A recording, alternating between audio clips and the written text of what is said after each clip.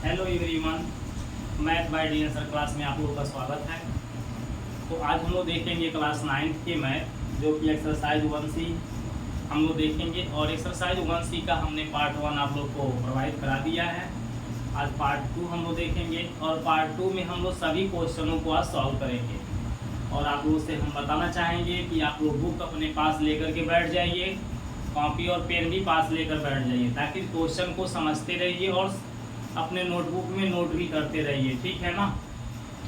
क्योंकि अगर हम क्वेश्चन को लिखेंगे तो हम लोग डॉक्टर मनोहर की बुक से पढ़ रहे हैं, बहुत अत्यधिक क्वेश्चन हम बोर्ड पर नहीं लिख पाएंगे, इसके कई पार्ट बन जाएंगे। इसकी वजह से हम एक ही पार्ट में इसको चाह रहे हैं कि अब दूसरा नंबर वाले पार्ट में समाप्त हो जाए। और सब हिंदी में लिखा है, ज़्यादा लंबा क्वेश्चन दिया है, इसी वजह से हम इसको क्वेश्चन को ऑलरेडी बुक से ही पढ़ा रहे हैं, ठीक है। तो आप लोग के पास तो बुक होगा ही, आप लोग बुक निकाल करके बैठ जाइए। हम लोग पार्ट 1 में 1 से लेके 5 तक के क्वेश्चन को सॉल्व कर लिए हैं।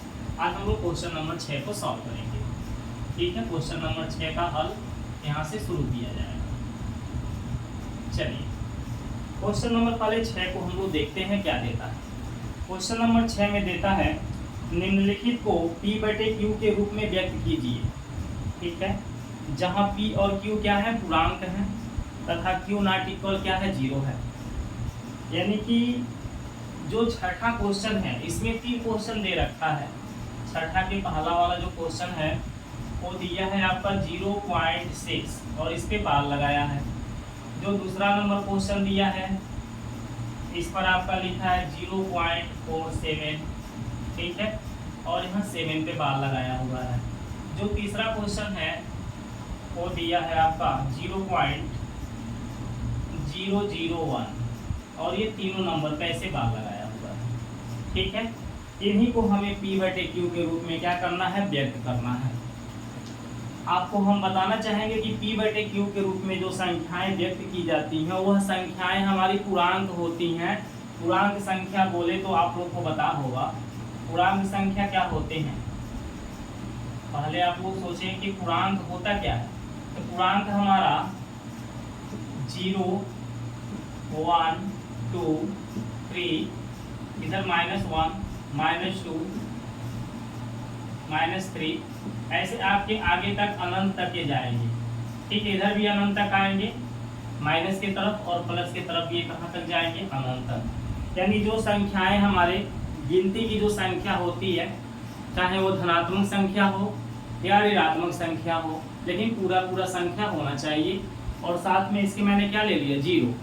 तो यही सब हमारे पूर्णांक संख्याएं कहलाते हैं, ठीक है ना। अब इसमें जो P/Q के रूप में लिखा जाता है तो P का मान इनमें से कोई भी पूर्णांक आप लिख सकते हैं। जो इच्छा है वह पूर्णांक आप यहाँ पर नोट कर सकते हैं। Q के जगह भी आप इनमें से सभी पूर्णांकों को लिख सकते हैं, केवल 0 को छोड़कर। केवल किसको छोड़कर, 0 को छोड़कर। Q not equal 0। इस Q के जगह पर हम 0 को केवल नहीं लिख सकते, बाकी इनमें से कोई भी संख्या हम लिख सकते हैं और ये हमारी परिमेय संख्याएं कहलाती हैं, ठीक है ना। जैसे मान लीजिए मैंने लिख दिया 1/2, मैंने लिख दिया -1/5, मैंने लिख लिया -7/-9, मैंने लिख लिया -5/11। ये सभी के सभी हमारे क्या है, परिमेय संख्याएं लिखे जा रहे हैं। ऐसे संख्याएं लिखे जा रहे हैं, परिमेय संख्याएं लिखे जा रहे हैं, ठीक है। मान लीजिए मैंने यहाँ लिख लिया 3/7, ये भी मेरा क्या है, परिमेय संख्या है। अगर मैं नीचे माइनस लगा दूं तब भी ये परिमेय संख्या है, क्योंकि इन पूर्णांक में से ही तो ये संख्याएं लिखी गई हैं, इसलिए इनको हम परिमेय संख्याएं कहते हैं, ठीक है। चाहे ये धनात्मक हो या ऋणात्मक हो, उससे कोई प्रभाव नहीं पड़ता है। केवल हमारा Q का मान 0 नहीं होना चाहिए। जैसे यदि मैं मान लीजिए यहाँ पे लिख दूं 2/0, ये मेरा परिमेय संख्या नहीं है, क्योंकि यहाँ पे नीचे क्या आ गया है, 0 आ गया, इसलिए परिमेय संख्या नहीं है। बात समझ में आ गया ना। तो परिमेय संख्याओं के बारे में आप लोग समझ गए होंगे। अब चलिए हम लोग क्वेश्चन नंबर 6वां के पाला को सॉल्व करते हैं। इसे P/Q के रूप में दर्शाते हैं। देखिए तो क्वेश्चन नंबर 6वां के पाला जो देता है 0.6 पे क्या दिया है, बार दिया है। आप यहाँ मानेंगे, माना x की वैल्यू है 0.6 पे बार, ठीक है। x इक्वल 0.6 पे बार का मतलब क्या होता है, यानी 6 मेरा बार बार रिपीट हो रहा है। ठीक है, ऐसे मेरे 6 बार बार आ रहा है, इसी कारण 6 पे बार का चिन्ह लगाया गया है। तो हम इस बार को हटाएंगे तो ये 6 हमारे ऐसे अनगिनत लिखे जाएंगे। आप जितना चाहें उतना 6 यहाँ लिख सकते हैं। ठीक है, इनकी संख्या की गिनती नहीं आप कर सकते हैं। इसे हम समीकरण नंबर क्या बना देंगे, 1। बातें हमारी समझ में आ रही है ना। 6 पे बार का मतलब मेरे 6 बहुत ज्यादा है, बार बार 6 ही आएगा, तो हम 6 को जितना चाहे उतना लिखेंगे, बाकी आगे हम डैश का चिन्ह लगा देंगे। दूसरी कंडीशन क्या है, इसमें जो संख्या रिपीट हो रहा है वह एक ही संख्या है ना जो बार बार रिपीट हो रहा है, और उसका नाम क्या है, 6। वह संख्या 6 है, एक ही संख्या है 6 जो बार बार रिपीट हो रही है। तो जब एक संख्या रिपीट हो रही है तो इस समीकरण 1 में हमको गुणा करना होगा, इससे गुणा करना होगा 10 से। जब एक संख्या बार बार रिपीट होती है तो 10 से गुणा करते हैं, क्योंकि 10 के पास एक जीरो मिल जाता है। ठीक है ना। एक के बाद हम जीरो की संख्याओं को देखते हैं। एक के बाद हम कितना जीरो वाले संख्या से गुणा करें, एक जीरो वाला कि 2 जीरो वाला कि 3 जीरो वाला। अगर एक संख्या बार बार रिपीट होती है तो हम एक के बाद एक जीरो यहाँ लगाएंगे। अगर 2 संख्या हमारा बार बार रिपीट हो रहा है तो हम 2 जीरो से गुणा करेंगे, यानी 100 से गुणा करेंगे। अगर 3 संख्या हमारा बार बार रिपीट हो रहा है तो हम 1000 से गुणा करेंगे, क्योंकि 3 संख्या यदि बार बार रिपीट हो रही है तो 1000 में 3 जीरो आ जाते हैं। अगर हमारे 4 संख्या है जो बार बार रिपीट हो रही है तो 4 जीरो से गुणा करेंगे। ठीक है, ये बातें आप लोगों को समझ में आना चाहिए। ठीक है, तो हम समीकरण 1 में 10 का गुणा करेंगे, तो 10 का यहाँ x में गुणा होगा तो ये 10x हो जाएगा, बराबर इसमें 10 का गुणा करेंगे तो ये हो जाएगा 10 के गुणा करने से 0.1 अंक आगे जाएगा, क्योंकि इसमें एक जीरो दिखाई दे रहा है ना। 10 में कितना जीरो दिखाई दे रहा है, एक जीरो, इसी कारण ये 0.1 ही अंक आगे जा पाएगा। 6.66666, इस तरह से हमारे समीकरण क्या बन जाएगा, 2। बात समझ में आ रही है ना। जब हम 10 का गुणा करेंगे तो 0.1 अंक आगे चला जाएगा। अब समीकरण 1 को इसके नीचे उतार के हम घटा सकते हैं। क्या कर सकते हैं, घटा सकते हैं, या दूसरा भी इसका प्रोसेस है उसको भी देख लीजिए, ऐसे भी इसको कर सकते हैं। 10x बराबर, अब इसको हम यदि लिखना चाहें योग के रूप में 6.666 को, हम इसे लिख सकते हैं 6 + 0.6666, और ऐसे डैश लगा सकते हैं। बातें समझ में आई। अगर 6 में हम इस जीरो को बताइए जोड़ेंगे, 6 में जीरो को जोड़ेंगे तो 6 आ जाएगा, और दशमलव के पीछे 6 हमारे आ जाएंगे। ऐसे ही हम लगाते हैं। ठीक है ना, बात समझ में आ रही है। अगर इन दोनों को जोड़ेंगे तो यही संख्या हमारा प्राप्त हो जाएगा। आगे देखिए 10x बराबर 6 प्लस ये 0.66 जो आपको दिखाई दे रहा है, ये किसका मान है, तो आप यहाँ ऊपर देखेंगे 0.66 जो दिखाई दे रहा है, ये तो x का मान है। किसका मान है, x का, यानी इस संख्या के बराबर कौन है, x है। इस संख्या की जगह हम क्या रख सकते हैं, x को रख सकते हैं। बात समझ में आई। अब इस x को हम बराबर के इधर उठा लाएंगे, क्योंकि इधर देखिए 10x है, तो जब ये x इधर आ जाएगा तो ये हो जाएगा 10x माइनस x बराबर में 6। 10x में से एक x हम निकाल देंगे तो हमारे पास 9x बचेगा, बराबर में 6। x की वैल्यू 6 बटे कितना हो जाएगा, 9। ये 9 हमारा हटेगा x के पास से तो नीचे जाएगा, क्योंकि गुणे में है, जब उस साइड में जाएगा तो बटे में जाएगा। अब 3 से इसको काट दिया जाए, 3 दूनी 6 और 3 त्रिके 9। इसका आंसर 2 बटे कितना आ गया, 3, जो कि p बटे q के रूप में देखिए हो गया। ये p का मान है, ये q का मान है। बात समझ में आ गया ना। इस तरह से इस क्वेश्चन को हम सॉल्व कर सकते हैं। ठीक है, एक दूसरा भी मेथड है, उसको भी देख लीजिए। समीकरण 2 के बाद एक दूसरे भी मेथड से हम इसको लगा सकते हैं। ठीक है, समीकरण 2 तक आप लोग को समझ में आया होगा ना। समीकरण 1 में मैंने 10 का गुणा किया तो ये बन गया, दोनों साइड में गुणा किया गया है। अब समीकरण 1 इसके नीचे यहाँ उतार लें तो x बराबर क्या उतरेगा, 0.6666, ऐसे मेरा उतरेगा ना समीकरण नंबर 1।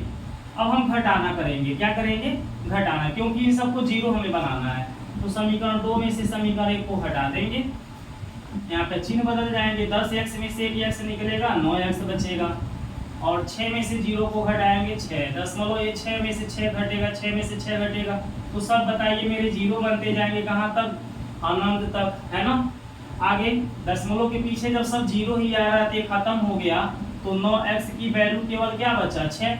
इन जीरो को नहीं लिखा जाएगा, दशमलव के पीछे यदि कोरे से जीरो आ रहा है और कोई संख्या नहीं आ रहा है तो फिर इन जीरो को नहीं लिखेंगे, और जब जीरो नहीं लिखाएगा तो ये दशमलव भी यहाँ नहीं लिखाएगा, वो छिप जाएगा।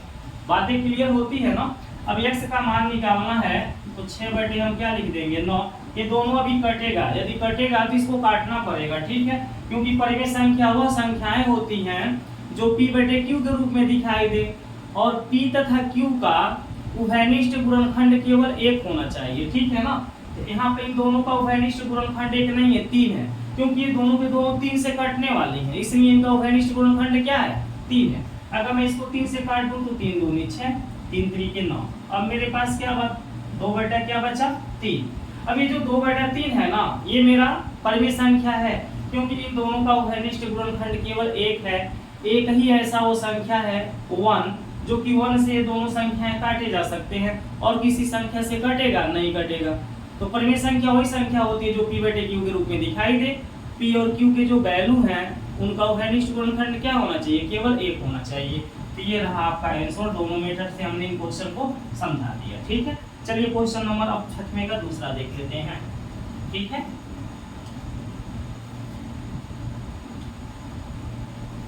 इसको हटा, क्वेश्चन नंबर 6 का दूसरा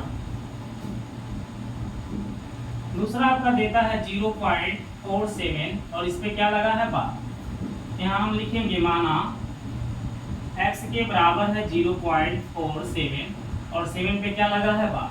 अब हम इस बार को हटाएंगे तो क्या बनेगा 0.477777 ऐसे बार बार 7 ही आएगा, क्योंकि 7 पे बार लगा है तो 7 ही आएगा। बात समझ में आ रही है ना। अब हम क्या करेंगे, आपको पता होना चाहिए कि जो संख्या बार बार रिपीट हो रही है उसके पहले भी एक संख्या दे रखा है जिसका नाम क्या है 4। इस 4 को सबसे पहले हम बराबर किधर ले आएंगे, ठीक है। तो ये 4 मेरा दशमलव उधर दिखाई दे रहा है, सॉरी बराबर किधर नहीं, दशमलव के पीछे है, दशमलव के इधर आएगा, ठीक है, पहले आएगा। तो हम क्या करेंगे, समीकरण 1 में 10 का गुणा करेंगे। समीकरण 1 गुणे 10। आगे देखिए हम क्यों ऐसा करेंगे, समीकरण 1 में 10 का गुणा क्यों करेंगे, क्योंकि दशमलव के पीछे की जो संख्या का मान लो मैं इसमें 10 का गुणा करूं या 100 का गुणा करूं, अब मान लो मैं इसमें 100 का गुणा कर देता हूं। आप कहोगे सर इसमें 10 का गुणा क्यों कर रहे हैं, क्या वजह है। तो हम आपको यही बताना चाह रहे हैं कि ये संख्याएं जो दिखाई दे रही हैं इनको ऐसे रूप में हमें सेट करना पड़ता है कि दशमलव के पीछे की संख्या जो इसमें दिखाई दे वही अगले में भी दिखाई देना चाहिए, ताकि हम घटाना करें तो दशमलव के पीछे सब के सब क्या हो जाए 0 हो जाए। इसमें 10 का गुणा यदि हम करें तो ये क्या बनेगा बताइए 10x बनेगा, और इसमें 10 का गुणा जब करेंगे इस साइड में ये दशमलव एक अंक आगे भाग जाएगा, ये हो जाएगा 4.7777। ऐसे देखिए अनगिनत आपका 7 आएगा। ये समीकरण नंबर क्या हो गया 2। अब आप देखेंगे तो यहाँ दशमलव के पीछे देखिए एक ही संख्या दिखाई दे रही है जो बार बार रिपीट हो रही है, लेकिन इसमें तो दशमलव के पीछे ऐसा कुछ नहीं है, एक ही संख्या नहीं है, इसमें 4 भी दिखाई दे रहा है। तो क्या इसमें से हम इसको घटा दें तो दशमलव के पीछे सब 0 आ जाएगा, बिल्कुल नहीं आएगा। इस 7 में से 4 को घटाओगे तो दशमलव के पीछे 3 आ जाएगा, इसलिए इसमें से इसको घटाने की गलती मत करना। अब फिर से इसमें गुणा हमको करना पड़ेगा, उधर की जो रिपीट वाली संख्या है उसको भी इधर बुलाना पड़ेगा। बात समझ में आ रही है, प्रोसेस को समझिए। दशमलव के बाद, दशमलव के इस साइड दाहिने साइड, ठीक है, दशमलव के बाद यदि हमारे अनरिपीट संख्या दिखाई दे रही है, ऐसी संख्या दिखाई दे रही है जो रिपीट नहीं हो रही है, बार बार नहीं आ रही है, तो सबसे पहले हम उस संख्या को दशमलव के पहले ले आएंगे, दशमलव के आगे ले आएंगे। बात समझ में आ रही है। जब वो संख्या आ जाएगी तो हम उन संख्याओं को दशमलव के आगे ले आएंगे जो बार बार रिपीट हो रहा है। एक संख्या रिपीट हो रहा है तो एक ही संख्या ले आएंगे, 2 संख्या रिपीट हो रहा है 2 संख्या को दशमलव के आगे लाएंगे। इसमें दशमलव के पीछे की जो संख्या है वह केवल एक ही संख्या है 7, जो बार बार रिपीट हो रही है। आप देख सकते हैं क्वेश्चन में दिया था, इसमें हम 10 का गुणा करें तो आगे आ जाएगा ना। तो हमको यहाँ लिखना होगा समीकरण 2 गुणे 10। समीकरण 2, इस समीकरण 2 में 10 का गुणा कर देंगे तो 10 का यहाँ गुणा करेंगे 10 में कितना बन जाएगा 100, और 10 का जब इधर गुणा करोगे तो दशमलव मेरा एक अंक आगे जाएगा, ठीक है, 7 के आगे चला जाएगा, यानी हो जाएगा ये 47.77। ऐसे बहुत से 7 हमारे आएंगे। इसको समीकरण नंबर क्या बना देंगे 3। अब समीकरण 3 के नीचे हम इस समीकरण 2 को उतारेंगे, 1 को नहीं उतारेंगे। क्यों नहीं उतारेंगे, अभी मैंने बताया कि दशमलव के पीछे जो नंबर हैं वही नंबर इस समीकरण में, जिस समीकरण में रहेगा वही उतारा जाएगा। जैसे इसमें दशमलव के पीछे सब साथ साथ है, इसमें भी देखो दशमलव के पीछे सब क्या है, साथ साथ है। हमें दशमलव के पीछे सब जीरो बनाना है, इसमें हम समीकरण 2 को उतारेंगे। यहाँ लिखेंगे 10x बराबर 4.7777 ऐसे हम लिख करके, और यहाँ समीकरण क्या लिख देंगे 2। अब इसको हम घटा देंगे, क्या करेंगे, घटा देंगे। तो जब हम इसको घटाएंगे तो क्या आएगा, यहाँ लिख दीजिएगा समीकरण 3 में से समीकरण 2 को घटाने पर ये माइनस हो जाएगा, ये माइनस हो जाएगा। 100 में से 10 गया, 90x बचा, है ना। और इधर देखो दशमलव के पीछे तो सब जीरो होने वाला है, और 47 में से 4 जाएगा तो आपका 43 बचेगा। और दशमलव के पीछे सब क्या आने वाला है, जीरो आने वाला है। क्या आने वाला है, जीरो आने वाला है। तुमको 0 0 कर दीजिए। अब दशमलव के पीछे सब जीरो हो गया, ये सब जीरो खत्म हो जाएंगे, और ये दशमलव भी क्या होगा, छिप जाएगा। तो 90x की वैल्यू कितना आ जाएगा, 43, या x की वैल्यू आएगी 43/90। ठीक है, 90 43 के बटा चला जाएगा। इस तरह से हम क्वेश्चन नंबर 6वां के दूसरा को लगा सकते हैं, ये हमारा आंसर होगा। ठीक है दोस्तों, उम्मीद करते हैं कि क्वेश्चन आपको समझ में आया होगा। यदि नहीं समझ में आता है तो एक बार कमेंट करके बताइएगा, फिर से इस क्वेश्चन को समझा देंगे। ठीक है ना।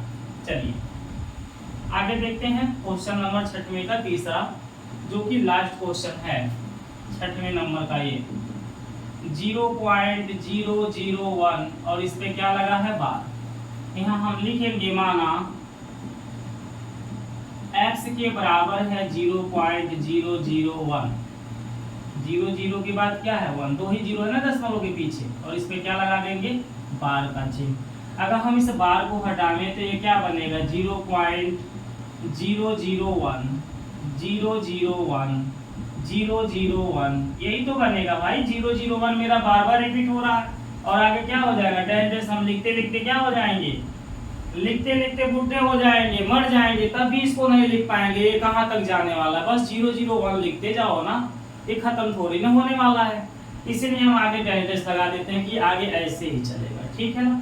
अब आपको देखना है कि दशमलव के पीछे जो संख्या है वह केवल रिपीट वाली संख्या है, अनरिपीट वाली संख्या नहीं है।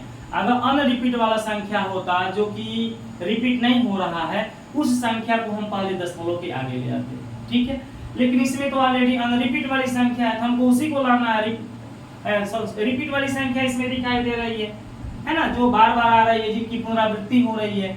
हम उन्हीं नंबरों को हम क्या करेंगे, अब इधर उठा के लाएंगे जिनकी रिपीट हो रही है। तो आपको बता दें कितना रिपीट हो रहा है, 001। 001 में कितने संख्याएं हैं, 3 संख्याएं। 3 जीरो वाला अंक क्या होता है, 1000। इसमें हम 1000 से गुणा करेंगे, है ना। जितने अंकों का रिपीट हो रहा है उतने जीरो वाले अंक से गुणा करना है। तो समीकरण 1 में हम 1000 से यहाँ गुणा कर लेंगे।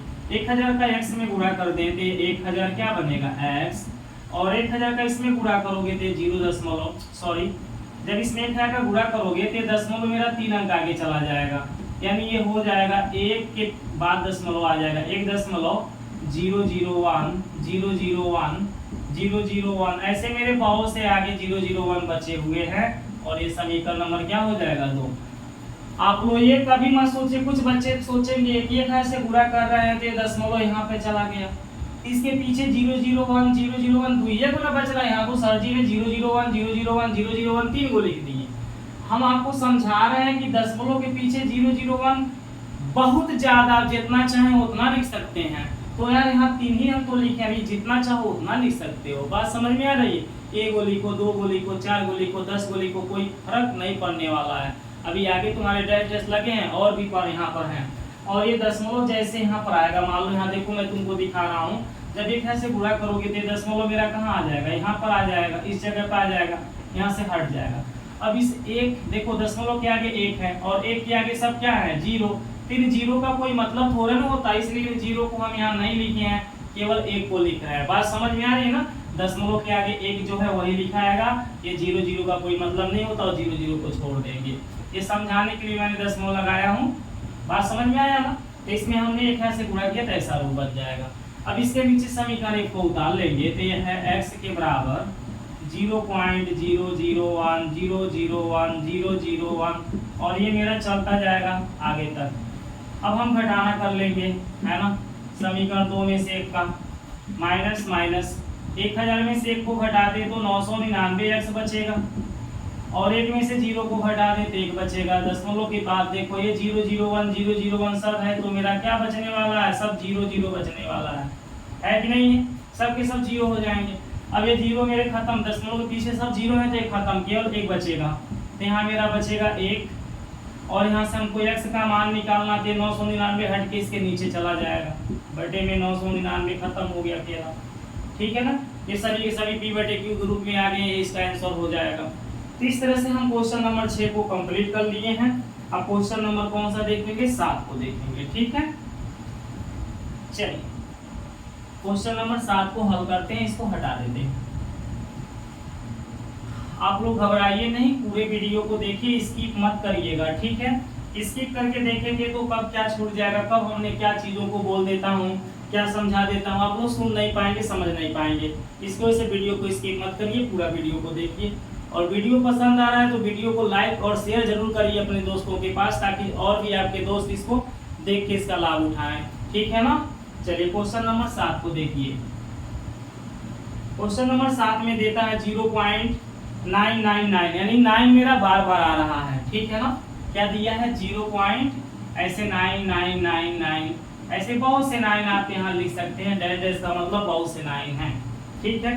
को p बटे q के रूप में व्यक्त कीजिए। अब इसको भी p बटे q के रूप में व्यक्त करना है, जो अभी हम लोग 6 में पढ़े वही काम यहाँ भी करना है। आगे क्या आप अपने उत्तर से आश्चर्यचकित हैं? अब हम क्वेश्चन को लगाएंगे तब तो हैरान होंगे, आश्चर्यचकित माने हैरान हो जाना, है ना। तो जब हम क्वेश्चन को लगाएंगे तब हमको पता चलेगा कि क्या अपने उत्तर से हम आश्चर्यचकित हैं कि नहीं है। आगे, अपने अध्यापक और कक्षा के सहयोगियों के साथ उत्तर की सार्थकता पर चर्चा कीजिए। चलिए इस क्वेश्चन को लगाना है तो हम पहले मान लेंगे, माना x के बराबर ये संख्या है 0.9999 जो दिया है, और इसी को हम समीकरण क्या बना देंगे, 1। अब इसमें देखो एक ही संख्या है 9 जो बार बार रिपीट हो रहा है, एक ही संख्या है, इसमें 10 का गुणा कर लो, है ना। कितने का गुणा कर लो भाई, समीकरण 1 गुणे 10, 10 का गुणा करेंगे तो ये बनेगा 10x, और 10 के गुणा करने से 1 अंक आगे, क्योंकि 10 के पास एक ही 0 है, एक ही अंक आगे आएगा। 9 सब 9 बचेंगे, डैश डैश करके यहाँ समीकरण क्या बना दिया, 2। समीकरण 1 इसके नीचे उतारो, x बराबर क्या है, 0.9999, है ना। और ये समीकरण नंबर क्या हो गया, 1। घटाना कर देंगे समीकरण 2 में से 1 का, माइनस माइनस हमेशा ये घटाना ही होगा, ठीक है। 10x में से 1 x घटेगा, 9x। आगे बराबर का चिन्ह लगा लो यहाँ पर, 9 में से 0 जाएगा, 9 पीछे सब 9 है, यहाँ भी 9 है, तो सब क्या बचने वाले हैं, 0 बचने वाले हैं। अब बता दो 9x की वैल्यू क्या आने वाली है, तो आप कहोगे 9x के बराबर में 9 आने वाला, क्योंकि ये 0 खत्म, दशमलव के पीछे 0 तो उसको थोड़ी नहीं लिखेंगे, और दशमलव भी छिप जाएगा। x का मान निकालना है तो 9 के बटे क्या आएगा, 9 से 9 मेरा कट जाएगा, कितना बार में, एक बार में। इसका आंसर क्या आने वाला, 1 इसका आंसर आने वाला है, ठीक है ना।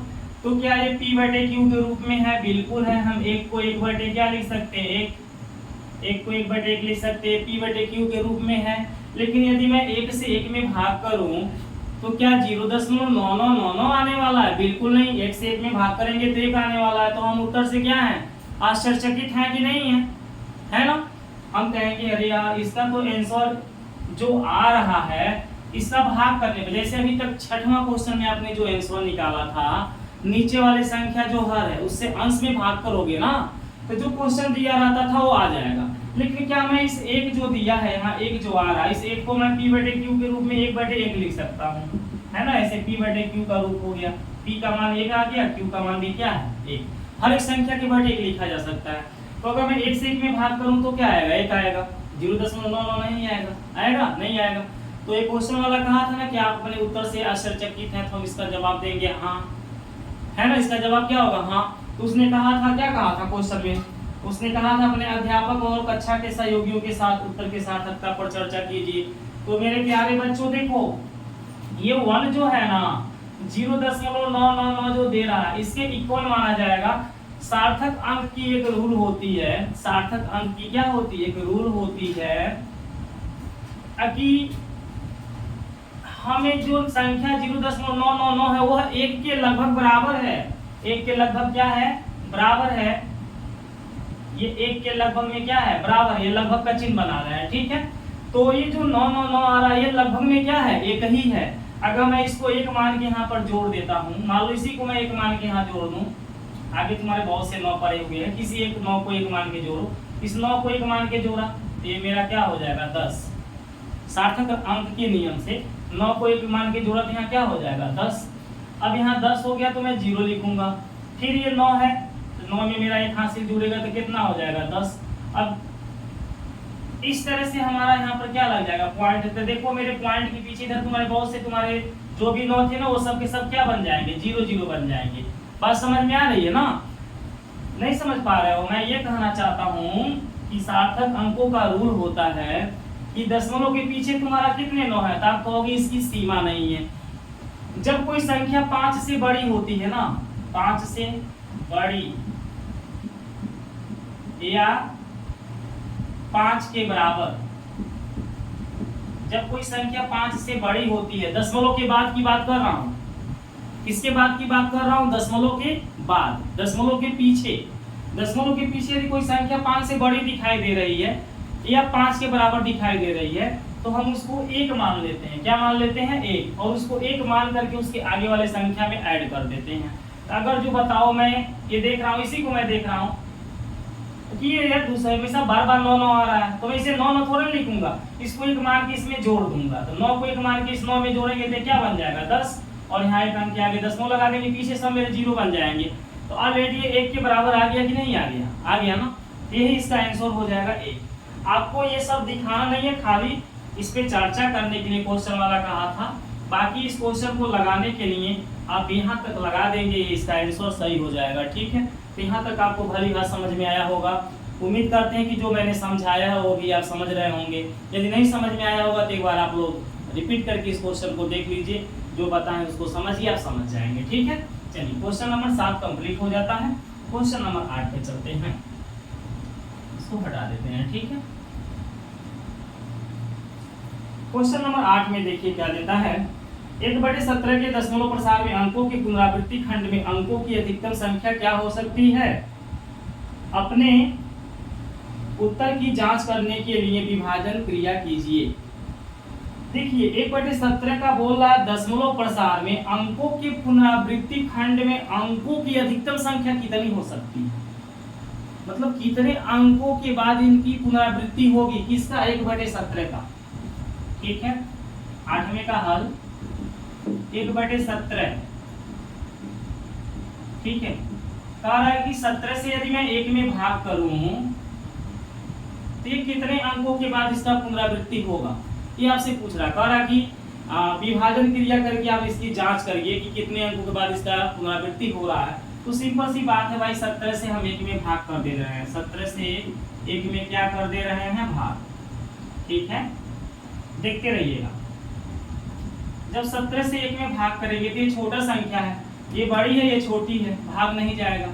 यहाँ हम दशमलव लगाएंगे, दशमलव लगाने से यहाँ पे 0 आ जाएगा। अभी ये 17 है, ये मेरा 10 बना, भाग अभी भी नहीं होगा। तो हम क्या कर सकते हैं? अब यहाँ 0 लगाएंगे, नहीं कि दशमलव लगा तो फिर 0 अपने आप पे आ जाएगा। दशमलव की वजह से एक बार में एक ही 0 आता है, ठीक है। अब यहाँ आप 0 लगाओगे तो यहाँ एक दूसरा 0 आ जाएगा। अब ये 100 हो जाएगा। 17 × 5 = 85, 17 × 5 कितना होता है? 85। 100 में से 85 को घटाओगे 15 बचेगा, है ना। अब ये दशमलव की वजह से फिर यहाँ एक 0 आएगा। अगर भाग ना हो पाए तो 0 लगाना पड़ेगा, लेकिन भाग तो हो जाएगा ना। एक दशमलव की वजह से एक लाइन में एक ही बार एक 0 आ सकता है, ठीक है ना। उधर पर से 0 लगाना है तो 0 लगाना पड़ता है। अब 17 का 150 में भाग करेंगे, 17 × 8 = 136 होता है, 17 × 8 = 136, है ना। 8 × 7 = 56, 8 × 5 = 13, सही। घटाना करिए, 14 बचेगा। कितना बचेगा? 14। 150 में से 136 को घटाएंगे, 14 बचेगा। दशमलव है, फिर 0 आएगा, फिर 8 बार आपका भाग जाएगा, 136 आएगा। अब घटाना करेंगे तो कितना बचेगा? 4। कितना बचेगा? 4। दशमलव है तो फिर 0 आएगा। 17 दूनी 34, 6 बचेगा। क्या बचेगा? 6। दशमलव है फिर 0। 17 तिया 51। 60 में से 51 जाएगा, 9 बचेगा। दशमलव है फिर 0। 17 पचे 85, फिर 5 बचेगा। दशमलव है तो फिर 0 आएगा, है ना। एक बार देख लें कहाँ तक आपका ये दिख रहा है ना बात। चलिए अभी आपका दिखाई दे रहा है। अब 17 से 50 में भाग, 17 दूनी 34 और 17 तिया 51, ज्यादा हो जाएगा 3 बार में, इसीलिए 17 दूनी 34। 50 में से 34 को घटाएंगे तो कितना आएगा? 16। कितना आएगा? 16। अब दशमलव की वजह से यहाँ फिर क्या आएगा? 0। अब 17 से हमको 160 में भाग करना है। चलिए 160 को मैं यहाँ उतार लेता हूँ। अब 17 का 17 नवैया 153, 17 धाम 170 है, 17 नवैया 153, 9 बार जाएगा। 17 नवैया 153, यहाँ पर घटाएंगे तो 7 आएगा। दशमलव की वजह से फिर 0। ठीक, अभी तक देखो अंकों की पुनरावृत्ति नहीं हो, इसलिए मैं भाग देता ही रहूंगा। 17 तिया 51, 17 चौका 68, कितना आएगा? 2। ये जो एक था ना, यही एक मेरा शेष बच जाएगा तो समझ जाओ कि पुनरावृत्ति शुरू हो जाएगा। अभी तक तुम्हारा शेष कहीं एक बच नहीं रहा है, ठीक है। दशमलव के बाद फिर 0। 17 करने 17, कितना बचेगा? 3, फिर 0। 17 करने 17, 17 दूनी 34 हो जाएगा, ज्यादा हो जाएगा ना, इसलिए 17 करने 17, घटाना करोगे 13, फिर 0। दशमलव को ऐसे 0 आ रहा है, याद रखिएगा। 17 7 119, 17 7 कितना होता है? 119। घटाना करोगे 11, कितना बचेगा? 11। दशमलव को ऐसे फिर क्या आएगा? 0। 110 हो गया। अब 17 से भाग 110 में देना है, ठीक है। 110 में यहाँ पे उतार लेते हैं, क्योंकि हमारा नीचे ज्यादा जाएगा तब शायद न देख पाए। अब 17 का भाग 100 हमको 10 में देना है। 17 का भाग 110 में, 17 छका 102, ठीक है। 17 छका 102 होता है। अब घटाना करेंगे तो कितना आएगा? 8। दशमलव की वजह से फिर 0। 17 चौका 68, 17 चौका 68, घटाना करोगे कितना आएगा? 12, फिर 0। 17 7 119, 17 7 119, कितना आ गया? 1। जो एक हमारा यहाँ ऊपर था वही एक देखो अब फिर से आ गया। अब फिर तुम्हारा यही अंक की पुनरावृत्ति शुरू हो जाएगी। दशमलव की वजह से तुम 0 को उतार सकते हो, भाग नहीं जाएगा। फिर यहाँ 0 को लगाओगे, फिर 0 आएगा। 17 पचे 85,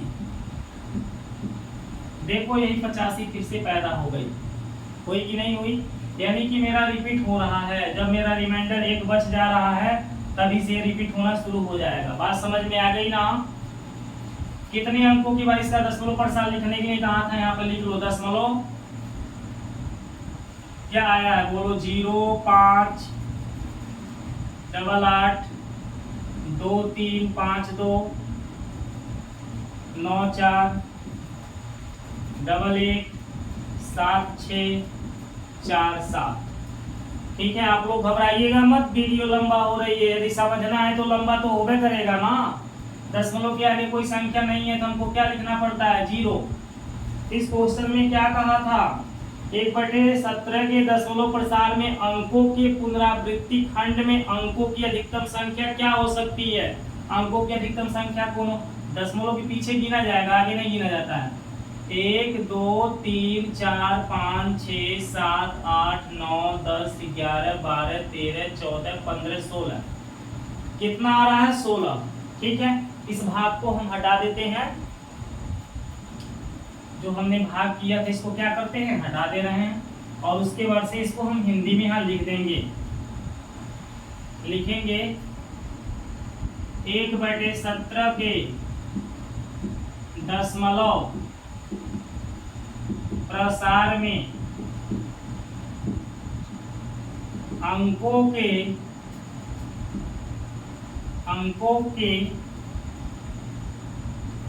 पुनरावृत्ति, अंकों के पुनरावृत्ति, ठीक है, पुनरावृत्ति आप लिखेंगे। अंकों के पुनरावृत्ति खंड में खंड में अंकों की अधिकतम संख्या, अंकों की अधिकतम संख्या 16 है। अंकों की अधिकतम संख्या कितनी है? 16। मतलब 16 अंकों के बाद ये पुनरावृत्ति फिर से करना शुरू हो जाएगा। तो ये इसका आंसर हो जाएगा यहाँ अतः में आप लिख सकते हैं। अतः 1/17 के दशमलव प्रसार में अंकों की पुनरावृत्ति खंड में अंकों की अधिकतम संख्या कितनी हो जाएगी? 16। ठीक है बच्चों, ये हमारा क्या हो जाएगा? आंसर। चलिए क्वेश्चन नंबर 8 मेरा कंप्लीट हो जाता है। क्वेश्चन नंबर 8 के आगे बढ़ते हैं, इसको हटा देते हैं।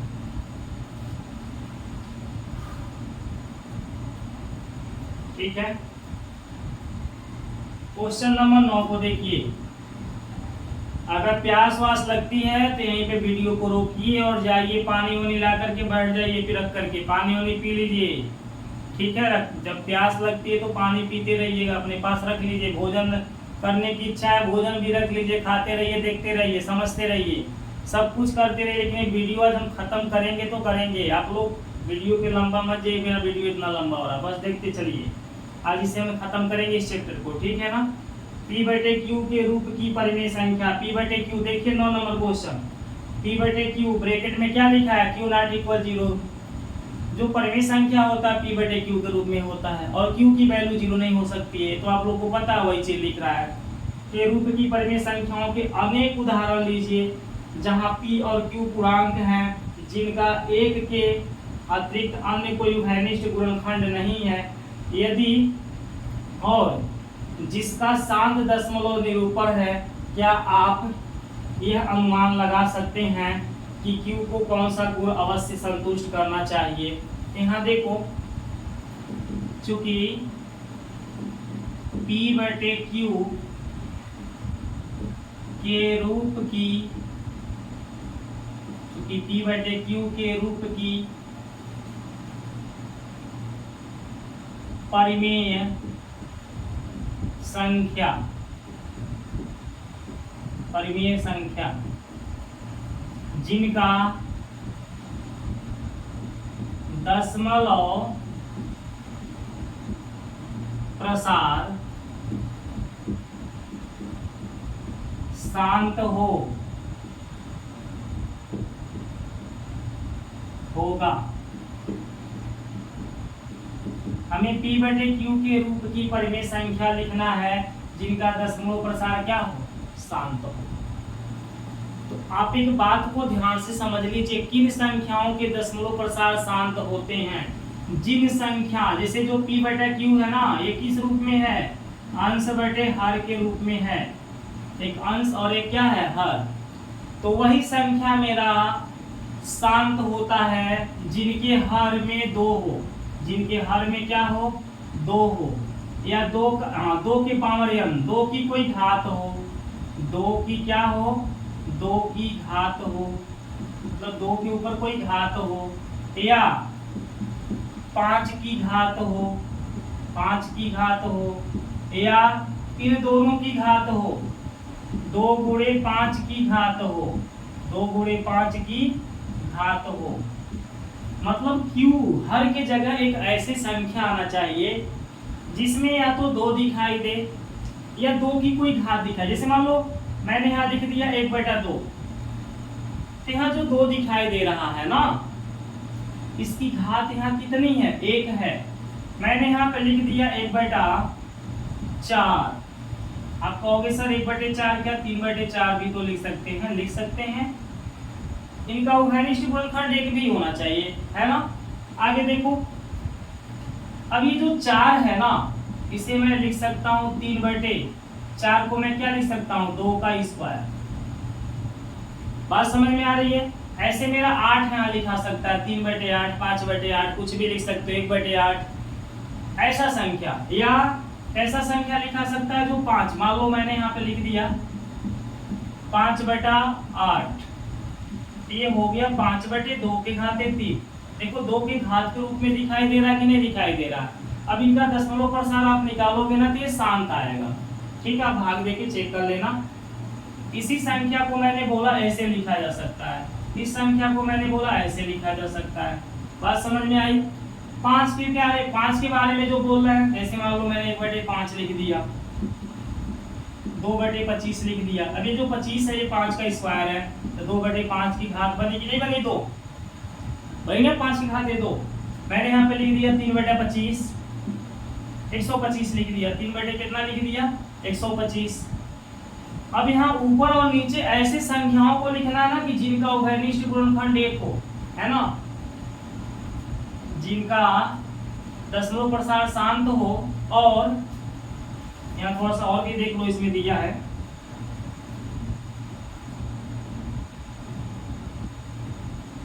हाँ, यहाँ पे लिखा है जिनका 1 के अतिरिक्त कोई अन्य उभयनिष्ठ गुणनखंड नहीं हो, है ना। तो P/Q के रूप की परिमेय संख्या जिनका दशमलव प्रसार शांत, जिनका यहाँ लिख लीजिए 1 के अतिरिक्त, 1 के अतिरिक्त, ये लिख लीजिए 1 के अतिरिक्त कोई उभयनिष्ठ गुणनखंड न हो, कोई उभयनिष्ठ गुणनखंड न हो, ठीक है, उभयनिष्ठ गुणनखंड न हो और वह शांत हो, वह क्या हो, शांत हो। इस तरह का हमको अनेक उदाहरण लेना है। तो मैं अनेक उदाहरण में यहाँ पर आपको दिखा दे रहा हूँ। 1/2 हो गया, 1/4 हो गया, 3/4 हो गया, 5/8 हो गया, 7/16 हो गया, और उदाहरण ले लो यार, 3/5 हो गया, 3/25 हो गया, 7/125 हो गया, है ना, 9/25 लिख सकता हूँ, है ना। और भी ले लो, 8 नहीं दिखाएगा क्योंकि इन दोनों को काटने पर ना ऐसा कोई संख्या ना दिखाई दे कि इन दोनों को काटे, एक ही बस काट सकता है, तभी तो जिनका उभयनिष्ठ गुणनखंड एक, जिनका 1 के अतिरिक्त कोई उभयनिष्ठ गुणनखंड नहीं होना चाहिए, मतलब एक ही दोनों को काट सके और कोई संख्या ना काट सके, ऐसा संख्या को ऊपर लिखना है, ठीक है। तो ऊपर आप विषम संख्या ही लिखिएगा, जैसे मान लो मैंने 7 लिख दिया और नीचे क्या लिख दिया, 10। अब ये 7/10 हो गया, इन दोनों का उभयनिष्ठ गुणनखंड 1 है, और मैंने 7/ क्या लिख दिया, 100 लिख दिया, है ना। और मैं 7/ नहीं 9/ लिख सकता हूँ, 9/ क्या लिख सकता हूँ, 100 नहीं 1000 लिख सकता हूँ, 100 भी लिख सकता हूँ, 10 भी लिख सकता हूँ, कुछ भी लिख सकता हूँ, ठीक है। बातें समझ में आ रही है? चलिए ठीक है, दिख रहा है। तो यहाँ पे जरा सा बात को समझिए कि जितनी है ना, मैंने जितना लिखा आदि आगे लिख दीजिए, बहुत से हो लिखा सकता है ना, आदि बहुत से हम लिख सकते हैं, इतना लिखने की जरूरत नहीं है, लिखना चाहते हैं लिख भी सकते हैं। तो आप यहाँ देख रहे हैं, अभी मैं यहाँ चर्चा कर रहा था कि हर को कौन सा गुण, यहाँ लिखा ना, देखिए Q को कौन सा गुण अवश्य संतुष्ट करना चाहिए। मतलब जो ये Q है ना नीचे P/Q, ये Q मेरा क्या है, हर है, इसको कौन सा गुण अवश्य संतुष्ट कर रहा है। तो इसके हर में आप देख रहे हो कि 2 की घात वाली संख्याएं दिखाई दे रही हैं, जैसे ये 2 की घात 1 का मान है, 2 की घात 2 का मान, 2 की घात 2 का मान, ये 2 की घात 3 का मान है, 2 का Q 8 होता है, 2 की घात 4 का मान है। तो 2 की घात या 5 की घात, ये 5 की घात 1, 5 की घात 2, 5 की घात 3 का मान है, ये 5 की घात 2 का मान है, या 2 गुणे 5, 2 गुणे 5 कितना होता है, 10, है ना, 10 की घात। तो यहाँ देखो क्या लिखा है, 10, यहाँ पे 10 की घात 1, यहाँ 10 की घात 2, यहाँ 10 की घात 3। तो वही इसके जो हर हैं उसको कौन कौन से गुण संतुष्ट कर रहा है, यहाँ पे लिख दीजिए Q को कौन कौन सा गुण संतुष्ट कर रहा है। इसके अनेक उदाहरण तो आपने लिख दिया है ना। आपको याद रखना है कि हर के नीचे ऐसी संख्या लिखिए जो 2 हो या 2 के घात के रूप में हो, 5 हो या 5 के घात के रूप में हो, या 2 और 5 दोनों के घात के रूप में हो, ठीक है ना। यहाँ लिखेंगे, यहाँ बोला है Q को कौन सा गुण अवश्य संतुष्ट करना चाहिए, यहाँ लिखेंगे इसलिए Q को 2 के घात 2 की घात या 5 की घात या 2 और 5 दोनों की घात या 2 गुणे 5 की घात का गुण है ना, अवश्य संतुष्ट करेगा, अवश्य संतुष्ट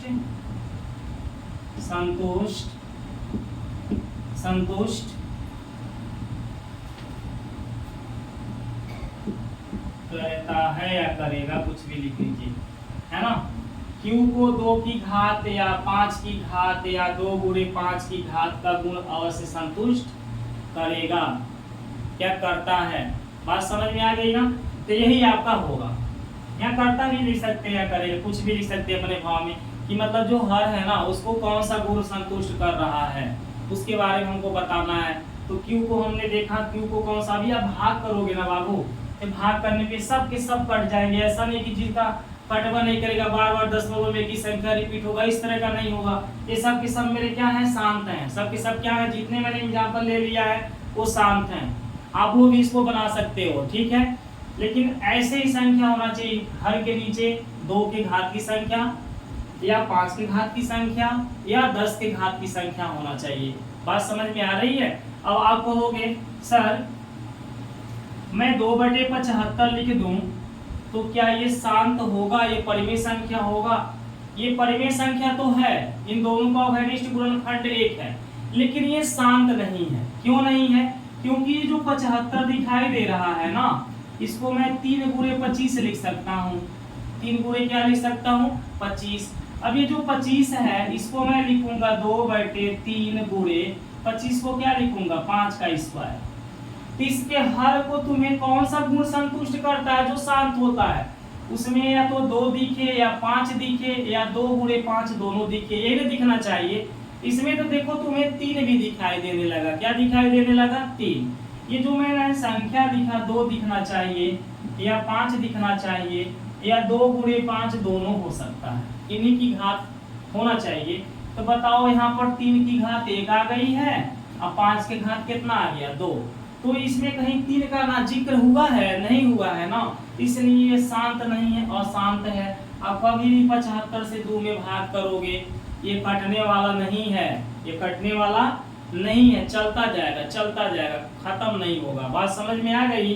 चलिए, उम्मीद करते हैं कि ये क्वेश्चन आपको समझ में आ गया होगा। क्वेश्चन नंबर 9 के आगे हम बढ़ते हैं। चलिए क्वेश्चन नंबर 9 के आगे क्वेश्चन नंबर 10 को देखा जाएगा, है ना।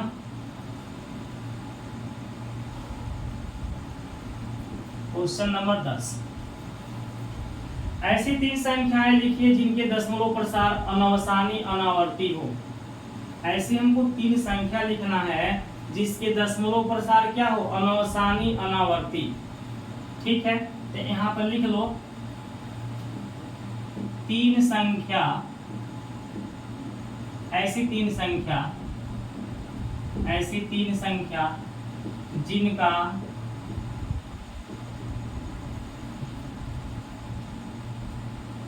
दशमलव प्रसार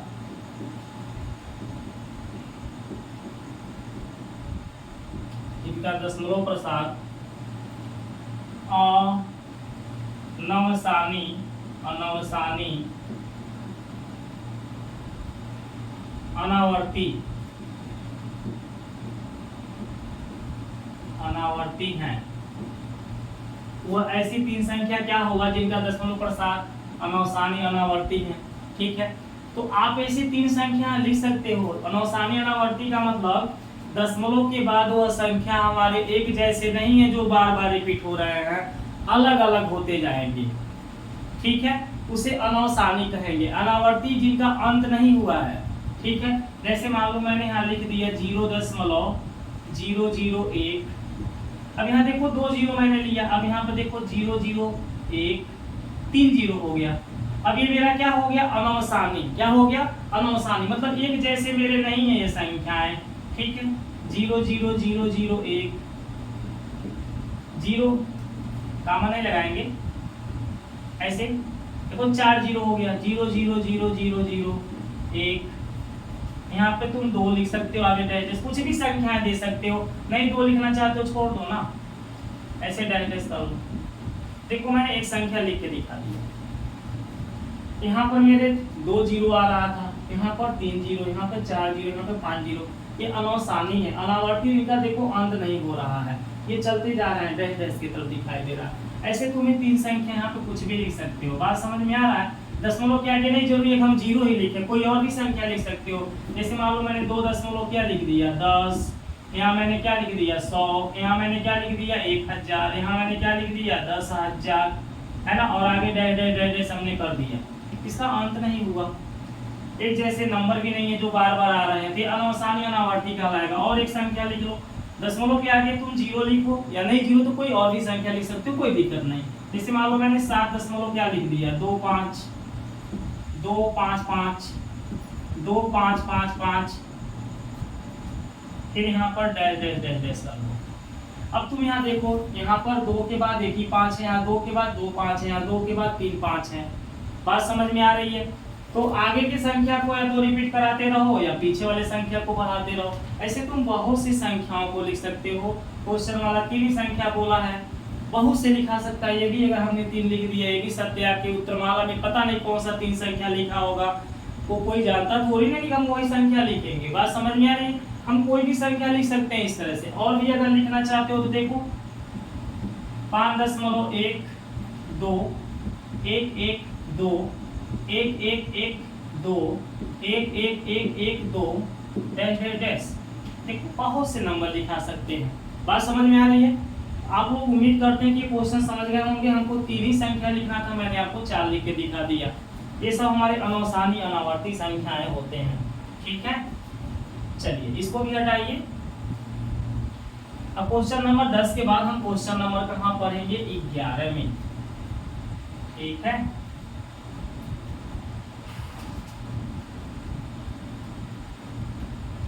क्वेश्चन नंबर 11, परिमेय संख्या 5/7 और 9/11 के बीच की 3 अलग अलग अपरिमेय संख्याएं ज्ञात कीजिए। अब देखो 5/7 है और क्या है 9/11 है, इनके बीच की ये दोनों परिमेय संख्या है। 5/7 और 9/11 मेरे क्या है परिमेय संख्या है, लेकिन इनके बीच की हमको 3 को अलग अलग अपरिमेय संख्या लिखना है। तो पहले हम इनका दशमलव प्रसार लिखेंगे तभी लिख पाएंगे। तो 7 से आप 5 में भाग कर लीजिए, 7 से 5 में भाग करेंगे, यहाँ दशमलव लगाएंगे 0, 7 सते 49 1 आएगा, दशमलव की वजह से 0, 7 एकम 7 3 आएगा, 7 चौका 28 2 आएगा, 7 दूनी 14, 7 दूनी 14 होता है, कितना आएगा 6, 7 8 56, 7 8 कितना होता है 56, 4 आएगा, 7 5 कितना होता है 35, है ना, कितना आएगा 5 आएगा। अब आप कहोगे सर ये कब तक चलेगा प्रक्रिया थे, हमने बोला था ना कि जब हर के नीचे 2 रहे या 5 रहे, मतलब जो अंश के नीचे हर है वहाँ 2 रहे या 5 रहे या 2 गुणे 5 के रूप की संख्या दिखाई देगा, तभी वो शांत होगा, ही तो वो चलता रहेगा शांत होगा। ये भी देखो वही 5 फिर से आ गया, यानी यही अंक फिर से रिपीट होने वाला है। मेरा कितना निकला बताओ तो 0.71428 और यही संख्या मेरा आगे चल के क्या होगा रिपीट होगा। 9/11 में 11 से हम 9 में भाग करेंगे, दशमलव लगाएंगे 0 आएगा, 11 8 88, कितना बचा भाई 2, 11 इकन्ने 11, कितना बचा 9, फिर यही संख्या आ गया ना जो हमारा 9 में भाग दिया जा रहा था वही संख्या आ गया, दशमलव कभी मान लो 0 आएगा 90 बन जाएगा, फिर यही संख्या आएगी। इसका दशमलव प्रसार मेरा 0 कितना हो रहा 8 है। अब तुमने इसका दशमलव प्रसार निकाल दिया, यानी कि 71 के बाद यहाँ पर तुम्हारा देखो 71 4 2 85, 71 4 2 85, 71 42 85, 71 42 85 आएगा और 81 81 81 आएगा। अब इनके बीच में हमको 3 को क्या लिखना है अपरिमेय संख्या लिखना है। क्या लिखना है अपरिमेय संख्या। तो देखो हम कैसे लिखेंगे 3 वो अपरिमेय संख्या, ठीक है। यहाँ ध्यान से देखो, परिमेय संख्या 5/7 और 9/11 के बीच 3 अपरिमेय संख्या, 3 अपरिमेय संख्या, ठीक है। अब इनके बीच तो बहुत संख्या, अपरिमेय संख्या अनगिनत है, इसकी गिनती नहीं, हम लिख नहीं पाएंगे पूरे जिंदगी भर, लेकिन हमको 3 ही लिखना है। तो यहाँ देखो लिखने का तरीका, दशमलव की इधर 0 है, इसमें भी 0 है, तो हम दशमलव की इधर 0 ही लिखेंगे। अब यहाँ पे क्या है 71, क्या है 71, और यहाँ पे क्या है 81, केवल 2 अंकों को देखो भाई, 71 और यहाँ पे क्या है 81। तो तू थोड़ा सा 71 से बड़ा ले लो ना, 72 ले लो, 73 ले लो, लेकिन 81 से छोटा लेना है। तो मान लो मैंने 71 से बड़ा क्या ले लिया 72, 4, 5। अगला संख्या देखो तुम्हारा अपरिमेय संख्या होना चाहिए, याद रहना है, अपरिमेय संख्या 72, 4, 5, और तुम क्या लिख सकते हो 72, 4, 5, है ना। और ये बताओ ऐसे, मतलब मेरे कहने का मतलब ये है कि जो तुम संख्याएं यहाँ लिखोगे ना, वो अपरिमेय संख्या होना चाहिए। कैसा होना चाहिए अपरिमेय, जिनका अंत ना हो। तो यहाँ जो संख्या होगा वो इनसे बड़ा होगा, इन संख्या 71 से यहाँ पर क्या होगा बड़ा होगा। बाकी आगे तुम कोई संख्या लिख सकते हो और यहाँ डैश ऐसे लगा सकते हो, क्या लगा सकते हो डैश। अगर डैश नहीं लगाओगे तो अपरिमेय नहीं होगा, क्योंकि अपरिमेय संख्याओं का अंत नहीं होता है, इसलिए यहाँ पर दिखाना पड़ेगा कि इनका अंत नहीं हो रहा है। केवल लिखने का तरीका कि 71 से मैंने यहाँ एक बड़ा नंबर ले लिया 72, ठीक है। और बाकी आगे तुमको जो मर्जी आता है वो अंकों को लिखो, कोई मतलब नहीं आता है, ठीक है। ऐसे और भी मान लो हमको 3 को लिखना था ना, ये लिखने के बाद दूसरा संख्या कामा लगा लो। अब 72 के बाद तुम 73 लिख सकते हो, या 72 ही लिखना चाहते हो। यहाँ मान लो मैंने 72 लिखा, 0.72, मान लो मैंने 0. क्या लिखा 72। अब 72 के बाद यहाँ क्या मैंने लिख दिया 45, थोड़ा 45 से बड़ा ले लो तो 46 ले लो, है ना, 46 ले लो।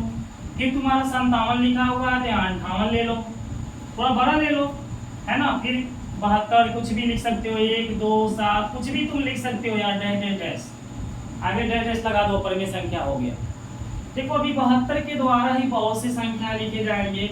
मैंने यहाँ पर 45 लिखा और आगे की मैं अंकों को कुछ भी लिख लूँ, यहाँ 45 के बाद 46 लिखा, आगे के अंकों को कुछ भी लिख लूँ। ऐसे मैं भी इसको 47 करूँगा, आगे के अंकों को कुछ भी लिख सकता हूँ। या ये मेरा 72 है तो इसको मैं 73 कर सकता हूँ, 0.73, 2, 5, 2, 4, 3, 8, 9, 7, है ना। आगे तुम डैश लगा दो। इतना बड़ा अंक लिखने की भी जरूरत नहीं है, तुम छोटे ही अंक को लिख सकते हो। यहाँ पर देखो इसमें कितने हैं 2, 2, 4, 2, 6 अंक हैं, तुम 6 अंकों को ही दिखा सकते हो, 7 अंकों को दिखा सकते हो, आगे डैश कर सकते हो। लेकिन याद रहे 71 से बड़ा नंबर ले लेना, ठीक है। और 81 से छोटा नंबर। तुम्हें 3 संख्या लिखना, कोई भी 3 आराम से लिख के दिखा सकते हो। इन 71 के बाद भी, इन 71 के बाद बिना 72 लिए, यदि 71 के द्वारा बहुत सी संख्याएं बनेंगे। मैं तुमको लिख के दिखाऊं, यहाँ देखो 0. क्या है 7, 1 है कि नहीं है बोलो। अब मैं 4 को क्या कर दिया 5, 2, 8, 5, सेम सब कुछ वही है, बस 4 को मैंने क्या कर दिया 5। अब बताओ इससे ये बड़ा है कि नहीं है, है ना। 71, 42, 45, 85 से ये बड़ा नंबर है कि नहीं है। 71, 52, 85 हो गया, यानी 42 और यहाँ पे क्या है 52 है। तो बोल इससे ज्यादा नंबर हो गया, तो इनके बीच में ना आएगा, इन दोनों के बीच ही के नंबर है ना। और भी तुम चाहो तो इसी पर लिख सकते हो। और देखो 0.71, 5, 0, 8, 5। अब देखो यहाँ 42 था और यहाँ पे मेरा कितना आ गया 50। इसके बाद का ये नंबर है कि नहीं है। तो इस तरह से हम नंबरों को लिख सकते हैं और आगे क्या लगा सकते हैं डैश, क्या लगा सकते हैं डैश। जब तक डैश नहीं लगाओगे तब तक ये परिमेय संख्या नहीं होंगी। उम्मीद करते हैं कि क्वेश्चन आप लोगों को समझ में आ गया होगा कि हम कैसे इनको लिखेंगे, ठीक है बाबू। आगे चलिए क्वेश्चन नंबर 10 के 11 के बाद हम 12 को देखेंगे, ठीक है। आप लोग लिख सकते हैं इस क्वेश्चनों को। चलिए क्वेश्चन नंबर हम कौन सा देखेंगे 12 को।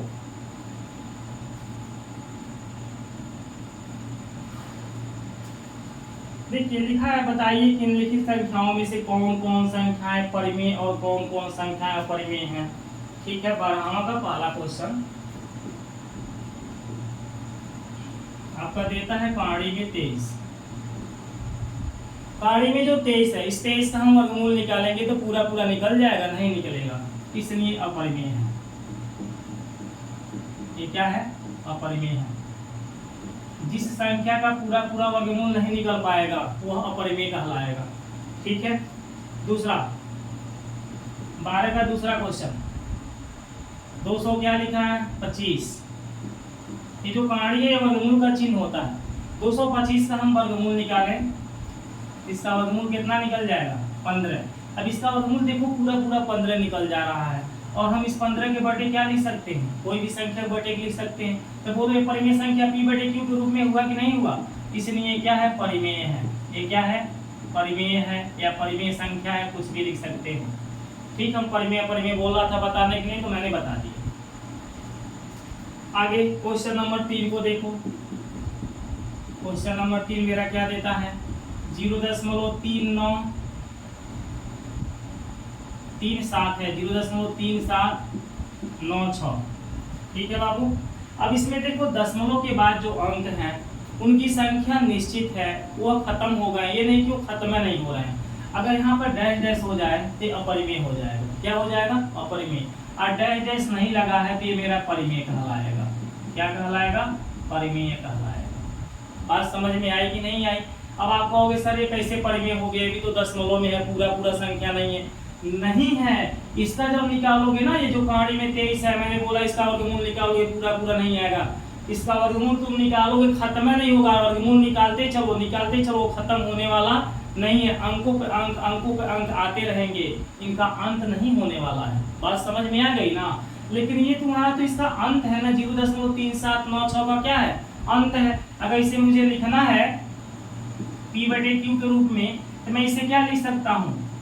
3796। हर एक संख्या के बटे में 1 होता है। इसके पीछे 4 अंक दिखाई दे रहा है, दशमलव के पीछे 4 अंक, तो हम यहाँ 4 को 0 लगा देंगे। ये देखो p बटे q के रूप में दिखाई देने लगा। अब इसको हम काट करके, जिन संख्याओं से कटेगा इसको काटेंगे, जब तक ये कटेगा तब तक काटेंगे। कब तक काटेंगे? जब तक इन दोनों संख्याओं का उभयनिष्ठ गुणनखंड 1 न हो जाए। उसके पास ये मेरा परिमेय संख्या हो जाएगा। बात समझ में आ रही कि नहीं आ रही है? इस तरह से हम इन क्वेश्चन को, ये 4 से कट जाएगा, इसको 4 से काट दो। 4 9 36, एक बचेगा, ये 19 हो जाएगा। 4 चौका 16, 4 9 36, इसको 4 से काटोगे 25 चौका 100। देखो अब ये मेरे दोनों संख्याएं जो दिखाई दे रहे हैं 2500 और ऊपर कितना आ गया? 449, यहाँ 949 बटे 2500, ये मेरे p बटे q के रूप में हो गए परिमेय संख्याएं। 2500 से तुम इसमें 949 में भाग करोगे, ये संख्या आएगा। ये p बटे q के रूप में हो गया परिमेय संख्या। इन दोनों का उभयनिष्ठ गुणनखंड 1 भी है। बात समझ में आ गया? तो दशमलव में कोई संख्या दिया है और उसका अंत हो गया, ये नहीं कि आगे वो चलता जा रहा है, तो वह मेरे क्या कहलाएगा? परिमेय संख्या कहलाएगा। अगर वो चलता जा रहा है और अंक बदलता जा रहा है तब वो परिमेय संख्या नहीं कहलाएगा। ठीक है। आगे क्वेश्चन नंबर 4 में देखो। क्वेश्चन नंबर 4 में देखा जाए इसी का, देखो यहाँ पर दिया है 7.47, फिर 8, उसके पास से 4 7 8 और डैश डैश लगा दिया। अब इसमें हम देखेंगे तो दशमलव के बाद ये संख्याएं चलती जा रही हैं। ठीक है, ये परिमेय नहीं है? परिमेय है यार। क्यों नहीं? क्यों ये परिमेय है? क्योंकि जो 4 7 8 है वह एक ही संख्या है ना। देखो 4 7 8 तीन संख्या है जो बार बार रिपीट हो रही है। 4 7 8 4 7 8, और अभी हम इसको p बटे q के रूप में लगा के दिखाएं कैसे होता है। तो यदि मेरे दशमलव के बाद की अंक जो दिखाई दे रहा है वह अंत नहीं हो रहा, ये तो हो गया कि इसका अंत नहीं हो रहा है, लेकिन ये अलग अलग अंक थोड़ी ना है। अलग अलग अंक है, आप ही बताओ, ये अलग अलग अंक दिखाई दे रहा है? नहीं, एक ही जैसा अंक है 4 7 8, वही 4 7 8 4 7 8, मतलब एक जैसे अंक है जो बार बार आएंगे। वो अनंत तक जाएंगे, भले ही जाएंगे, लेकिन एक ही जैसे अंक है जो बार बार आ रहे हैं। रिपीट वाले अंक मेरे क्या कहलाते हैं? परिमेय। ये भी मेरा परिमेय संख्या है। ये क्या है? परिमेय संख्या है। क्लियर हो जाती है? क्वेश्चन नंबर 5 में आ जाइए। क्वेश्चन नंबर 5 में देखो, ये मेरा अपरिमेय संख्या होगा क्योंकि 1 क्या दिया है? 1.10 दे रहा है, फिर 100 दे रहा है, 100 के बाद देखो 1000 दे रहा है, कितना दे रहा है, फिर 1000 के बाद तुम्हारा क्या दे रहा है, 10,000 दे रहा है, और फिर क्या दे रहा है, 1 दे रहा है। तो इसमें जो दशमलव के बाद वाले अंक हैं क्या वो एक जैसे हैं, आप ही बताओ। एक जैसे अंक हैं नहीं है ना, सब अलग अलग अंक हैं। और इसमें थोड़ा सा आपको यहाँ डैश डैश लगा होना चाहिए, ठीक है, बुक में लगाया नहीं है। ये अपरिमेय संख्या क्या है, अपरिमेय संख्या। अगर आपको यहाँ डैश डैश नहीं लगेगा तो ये मेरा परिमेय संख्या हो जाएगा। क्या हो जाएगा, परिमेय। भले ही अलग अलग अंक दशमलव के बाद दिखाई दे रहा है, इसमें भी तो देखो दशमलव के बाद अलग अलग अंक दिखाई दे रहा था, लेकिन ये परिमेय बना कि नहीं बना, बना। उसी तरह से दशमलव के बाद ये अलग अलग अंक दिखाई देगा, तब भी ये परिमेय बन जाएगा। लेकिन ये परिमेय कब नहीं होगा, जब यहाँ डैश डैश रहेगा तब। तो यहाँ डैश डैश होना चाहिए। आपके बुक में छापने में हो सकता है मिस्टेक कर दिया, तो हमारे में मिट गया हो, लेकिन यहाँ डैश डैश होना चाहिए। इसके रूपों को देख के मुझे पता चल रहा 10, 100, 1000, 10,000 ये बनता जा रहा आगे ना, इसे बदलता जा रहा, ताकि डैश डैश होना चाहिए। यहाँ 1 लाख, 10 लाख ऐसे बनेगा आगे, ठीक है ना। ये अपरिमेय है। इस तरह से हम इन क्वेश्चनों को परिमेय अपरिमेय छांट सकते हैं। उम्मीद करते हैं कि आपको समझ में क्वेश्चन नंबर 12 आ गया होगा। अब क्वेश्चन नंबर हम कौन सा देखेंगे, 13 को देखेंगे, ठीक है। इनको हटा देते हैं। चलिए, आप लोग का 2-3 दिन तक हमने वीडियो नहीं बना पाया, थोड़ा सा दिक्कत हो गया था पैर में, ठीक है। देखिए अभी भी दिक्कत है, जब झुक रहे हैं तो हम सही से झुक नहीं पा रहे हैं, पैर में थोड़ा दिक्कत है, ठीक है। चलिए क्वेश्चन नंबर 13, 1 और 2 के बीच एक अपरिमेय संख्या लिखिए। 1 और 2 के बीच एक अपरिमेय संख्या, अपरिमेय संख्या आपको लिखना है, ठीक है। देखिए वैसे तो 1 और 2 के बीच बहुत सी अपरिमेय संख्याएं हैं, बहुत हैं, अनगिनत हैं, इनकी गिनती नहीं है। लेकिन 1 और 2 के बीच एक अपरिमेय संख्याएं लिखना है। इसका अपरिमेय संख्या निकालने का नियम होता है, इन दोनों का कार्य में क्या होता है, गुणा हो जाता है। जैसे 1 और 2 के बीच का निकालना है तो 1 और 2 का हम गुणा कर देंगे। 1 और 2 का गुणा कार्य के अंदर करेंगे तो कितना आएगा, 2 × 2, यही हमारा क्या हो जाएगा, आंसर। कोई भी 2 संख्याएं दे रहा है और उनके बीच की अपरिमेय संख्याएं बोले निकालने के लिए, तो उन दोनों को कार्य के अंदर गुणा कर लीजिएगा, ठीक है। वही अपरिमेय संख्या हो जाएगा। बात समझ में आई कि नहीं आई। अगर मान लीजिए 3 और 4 के बीच दे दे एक अपरिमेय संख्या, बताओ एक क्या बताओ, अपरिमेय संख्या बताओ, अपरिमेय संख्या। तो हम कहाड़ी के अंदर क्या करेंगे, 3 और 4 का गुणा करा देंगे। 3 चौका कितना हो जाएगा, 12। कहाड़ी के अंदर क्या हो जाएगा, 12। और इस 12 का वर्गमूल कितना हो जाएगा, 2 कहाड़ी में 3। ये मेरा अपरिमेय संख्या है। क्या है, अपरिमेय संख्या है, ठीक है ना। इस तरह से इन क्वेश्चनों को हम सॉल्व कर लेंगे। चलिए, मैंने नीचे वाला एग्जाम्पल दिया, ऊपर वाला ही आपका आंसर हो गया था कहाड़ी में। क्वेश्चन नंबर 13 के बाद 14 को देखिए। क्वेश्चन नंबर 14 का हल क्या देता है, 1/3 और 1/2 के बीच 3 परिमेय संख्याएं लिखिए। 1/3 और 1/2 के बीच 3 अपरिमेय संख्याएं लिखिए, है ना। 3 परिमेय संख्या लिखना, अपरिमेय संख्या नहीं, 3 परिमेय संख्याएं हमको बोला है लिखिए। 1/3 और 1/2 के बीच में हमको 3 को क्या लिखना है, परिमेय संख्या, ठीक है। इन क्वेश्चनों को लिखने का आसान तरीका, यहाँ पर हम इनके बीच की 3 परिमेय संख्याएं लिखेंगे। कैसे लिखेंगे, तो हम पहले क्या करेंगे, इनके बीच की एक एक परिमेय संख्या निकालेंगे, ठीक है। 1/3 और 1/2 के बीच 3 निकालना है, लेकिन हम 1 निकालेंगे। 1/3 और 1/2 के बीच परिमेय संख्या निकालेंगे, ठीक बीच ये होता है। 1/3 और 1/2 के ठीक बीच, याद रखिएगा, ठीक बीच समझ रहे हैं, मतलब एकदम बीचों बीच में आएगा। ठीक बीच की परिमेय संख्या, फार्मूला इसका होता है, यहाँ पर मैं नोट कर दे रहा हूँ, 1/2 और ब्रैकेट में जिनके बीच की परिमेय संख्या निकालना है, इन दोनों को हम वहां पे क्या करेंगे, जोड़ लेंगे ब्रैकेट के अंदर। 1/2 ब्रैकेट के बाहर रहेगा और अंदर इन दोनों को क्या करेंगे, जोड़ देंगे। 1/3 प्लस 1/2। इनको सॉल्व करोगे तो इन दोनों के ठीक बीच की परिमेय संख्या आपको पता चल जाएगा। ठीक है, चलो लगाते हैं। यहाँ देखो 1/2 इसका इसमें गुणा करोगे तो 2 + 3/3 दूनी कितना आएगा 6। 1/2 गुणे इनको जोड़ोगे 5 बटा कितना होगा 6। अब इनका गुणा कर देंगे तो 5 बटे कितना आएगा 12। ठीक है, इन दोनों संख्या जो 1/3 और 1/2 है इनके बीच की मैंने देखो परिमेय संख्या निकाला। 1/3 और 1/2 के बीच की ठीक बीच की परिमेय संख्या 5 बटे कितना निकल गया 12 निकल गया। ठीक है, इन दोनों के ठीक बीच की परिमेय संख्या है। अब देखो जरा सा, अब हम इन दोनों के ठीक बीच की परिमेय संख्या यहाँ निकाल सकते हैं और इन दोनों के ठीक बीच की परिमेय संख्या यहाँ पे निकाल सकते हैं। इस तरह से मेरे 3 परिमेय संख्या होगा कि नहीं होगा, होगा ना। तो हम 1/3 और 5/12 के बीच की अब परिमेय संख्या निकालेंगे। ठीक है, 1/3 और 5/12 के ठीक बीच की परिमेय संख्या, ठीक बीच की परिमेय संख्या, परिमेय संख्या। तो आपको मैंने बोला 1/2 लिख करके ब्रैकेट में इन दोनों को क्या करना है, जोड़ना, जिनके बीच की निकालना है। 1/3 प्लस 5 बटे क्या है 12, 1/2, 3 और 12 का एलसीएम 12 बनेगा। 3 से 12 4 बार में कटेगा, 4 का 1 में गुणा कर लीजिएगा।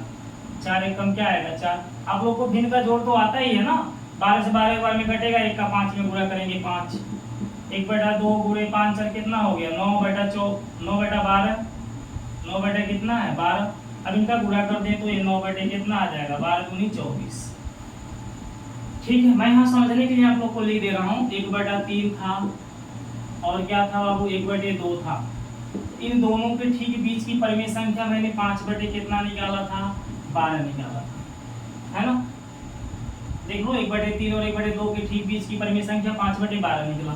अब 1/3 और 5/12 के बीच, 1/3 और 5/12 के बीच की परिमेय संख्या हमको 9 बटे कितना मिला 24 मिला। अभी तक तो इनके बीच में हमने 2 परिमेय संख्या निकाल लिया। अब देखो इन दोनों के बीच में परिमेय संख्या तुम निकाल सकते हो, किसके किसके 5/12 और 1/2 के बीच की परिमेय संख्या। ठीक है, मेरी बातों को ध्यान से समझो।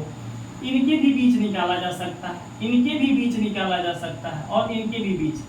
हम 2 परिमेय संख्याओं के बीच में अनेक परिमेय संख्याएं होते हैं, अनगिनत होते हैं, उसकी गिनती नहीं है।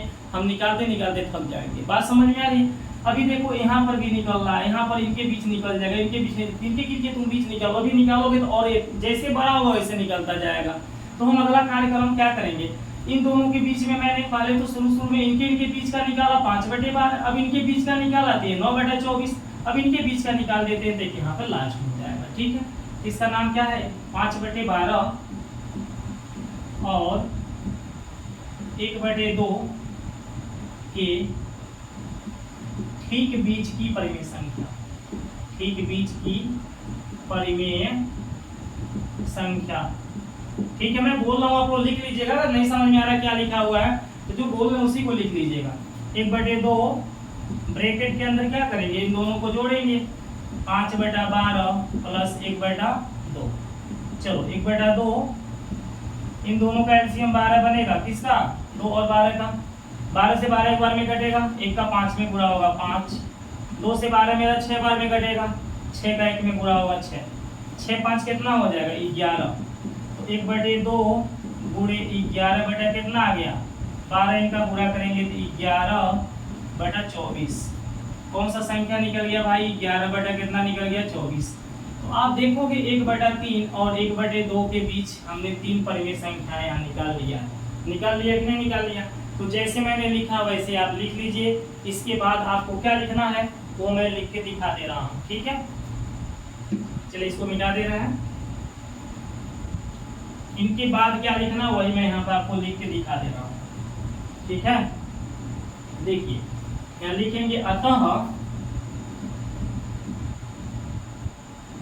1/3 और 1/2 के बीच की 3 परिमेय संख्या, 3 परिमेय संख्या ये हमको बताना था।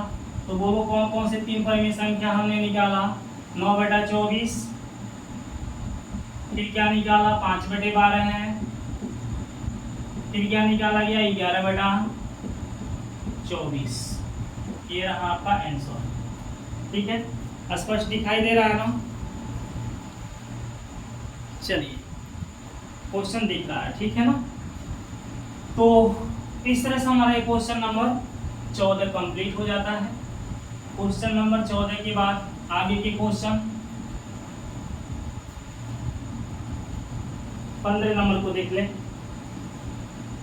क्या लिखा है? -2/5 और -1/5 के बीच 3 परिमेय संख्या। देखो वही बात फिर कर दिया है ना, जैसे 14 वैसे 15, खाली चिन्ह को बदल दिया है। क्या लिखा है? -2/5 और -1/5 के ठीक बीच की परिमेय संख्या। आप ठीक बीच की परिमेय संख्या इनके निकालेंगे। ठीक बीच की परिमेय संख्या 3 बोला है, तीनों को बारी बारी से निकाला जाएगा। तो क्या करेंगे 1/2 और ब्रैकेट में इन दोनों को जोड़ना है, तो -2/5 प्लस का चिन्ह लगाकर -1/, क्या लिखेंगे 5। ठीक है, अब ये माइनस और एक प्लस दोनों मिलकर क्या बनेगा? माइनस बन जाएगा। तो यहाँ पे देखिए 1/2 -2/5, एक प्लस माइनस मिलकर माइनस हो जाएगा 1/5। ठीक है, अगर इसी को मैं डायरेक्ट यहाँ लिखना चाहूँ तो लिख सकता हूँ। ये दो चिन्ह एक जगह आ रहा है, एक प्लस एक माइनस, इसको आप ब्रैकेट में बंद भी कर सकते हैं इस तरह से। जब इसको यहाँ ब्रैकेट में ऐसे बंद करेंगे तो यहाँ पर आप इस ब्रैकेट को बदल देंगे, यहाँ पर आप इस तरह का मंझला ब्रैकेट लगा सकते हैं। ठीक है, या बड़ा ब्रैकेट भी लगा सकते हैं, कोई दिक्कत नहीं, क्योंकि दो चिन्हों को एक जगह नहीं रखा जाता, उनको ब्रैकेट में बंद करना पड़ता है। ठीक है, तो जब ये ब्रैकेट खुलेगा तो प्लस माइनस का दूरा से क्या बन जाएगा? माइनस। बात समझ में आ गई? चलिए आगे 1/2, दोनों का हर सेम है तो मैं यहाँ क्या लिखूंगा 5, ऊपर की संख्या -2 और क्या है -1। जब हर समान होता है तो ऊपर की संख्या को ऐसे उतारेंगे जैसे दिया है चिन्ह में। ठीक है, 1/2। अब इनको मैं जोड़ूंगा क्योंकि दोनों का चिन्ह माइनस में है, तो -2 -1 मिलके माइनस कितना बनेगा 3/5। इनका गुणा करेंगे तो -3 कितना हो जाएगा 10।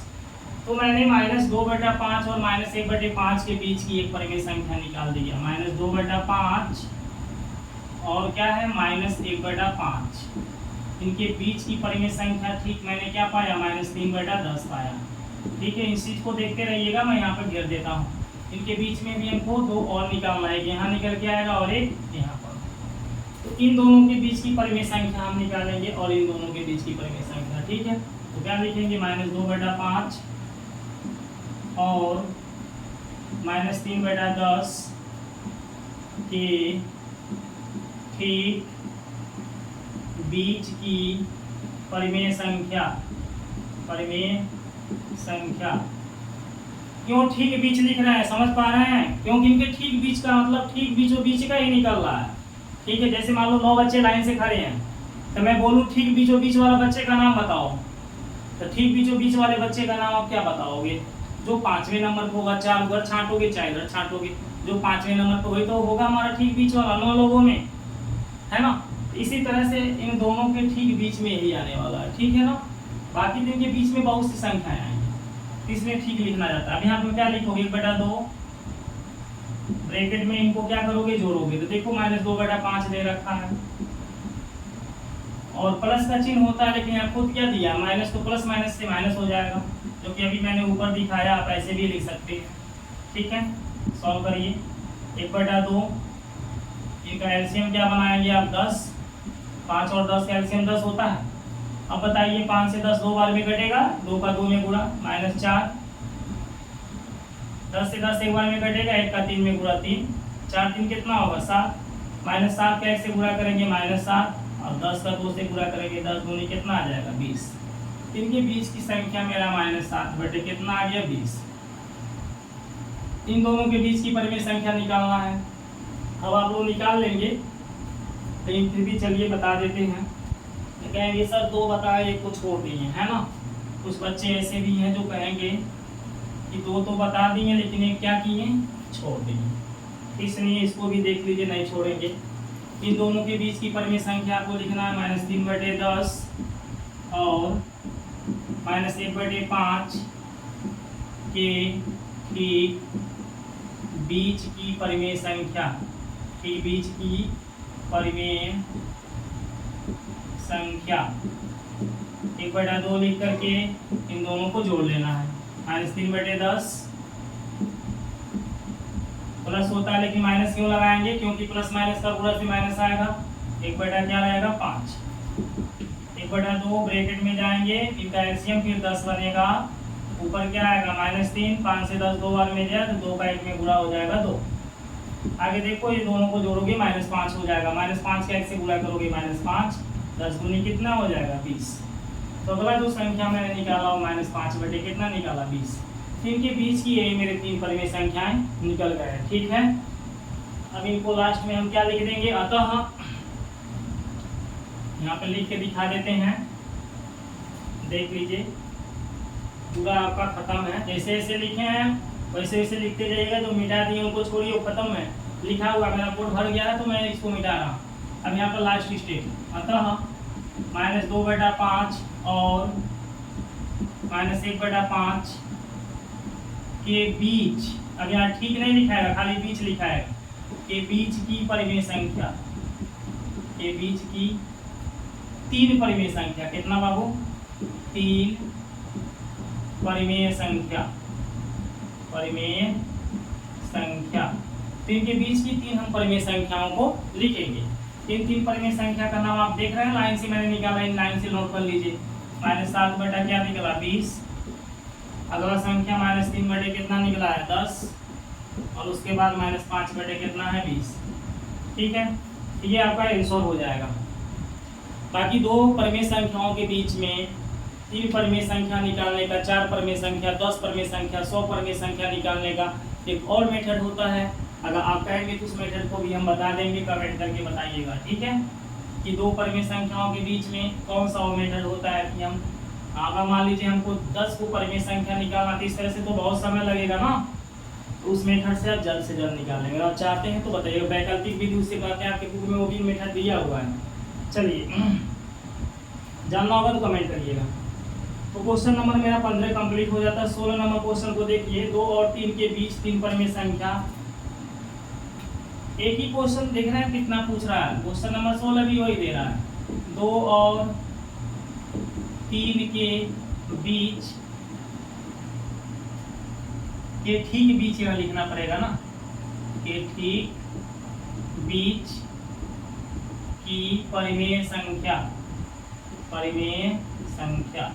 3 को इसमें भी बताना है, तो हम क्या करेंगे? 1/2 वाले लिखेंगे और इन दोनों को जोड़ लेंगे। 2 + 3, 2 3 कितना होता है 5, 5 का 1 में गुणा होगा 5 कितना आ गया 2। ठीक है, आपको कुछ समझ में आया? 2 और 3 के बीच का मैंने परिमेय संख्या 5 कितना पा गया 2।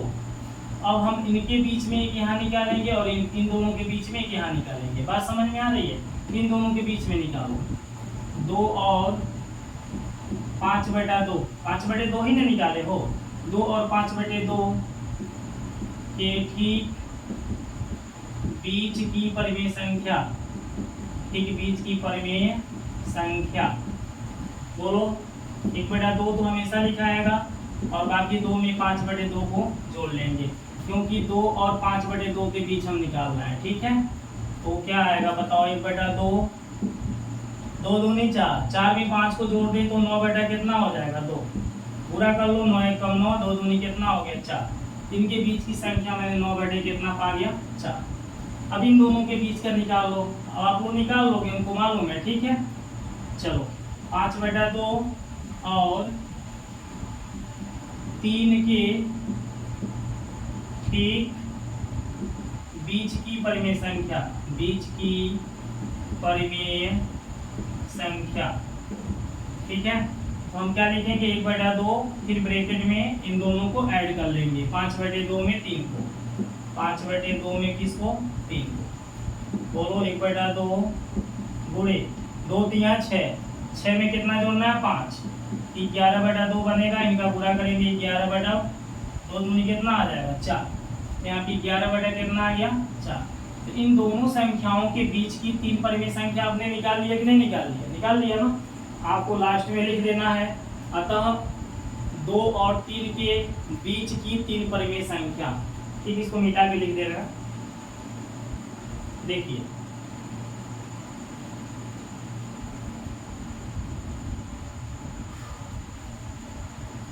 लिख देंगे, अतः 2 और 3 के बीच की 3 परिमेय संख्या। 3 परिमेय संख्या क्या क्या है भाई? 9/4 है, 5 कितना है? 2 है, और 11 क्या है? 4। ठीक है, यही आपका क्या है? आंसर। इस तरह से क्वेश्चन नंबर 16 भी आपके कंप्लीट हो जाते हैं। चलिए क्वेश्चन नंबर 17 को देखते हैं, इसको हटा देते हैं। ठीक है। हाँ देखिए, आप लोग देख रहे हैं ना पढ़ाने में कितना मेहनत लग रहा है, कितना टाइम तक लगातार खड़े हैं बिना पानी नहीं पिया, वो तो पानी भी पी रहे होंगे। आप लोग क्या करिए, वीडियो को जल्द से जल्द आप लोग शेयर कर दीजिए, लाइक कर दीजिए। आप लोग अधिक से अधिक चैनल पर सब्सक्राइब करवाइए, लोगों को जोड़िए, ताकि मेरा मेहनत का कुछ क्या बोलते हैं, मेरे मेहनत में जो कर रहा हूँ उसका कुछ मान लीजिए फल हमें प्राप्त हो। ठीक है ना।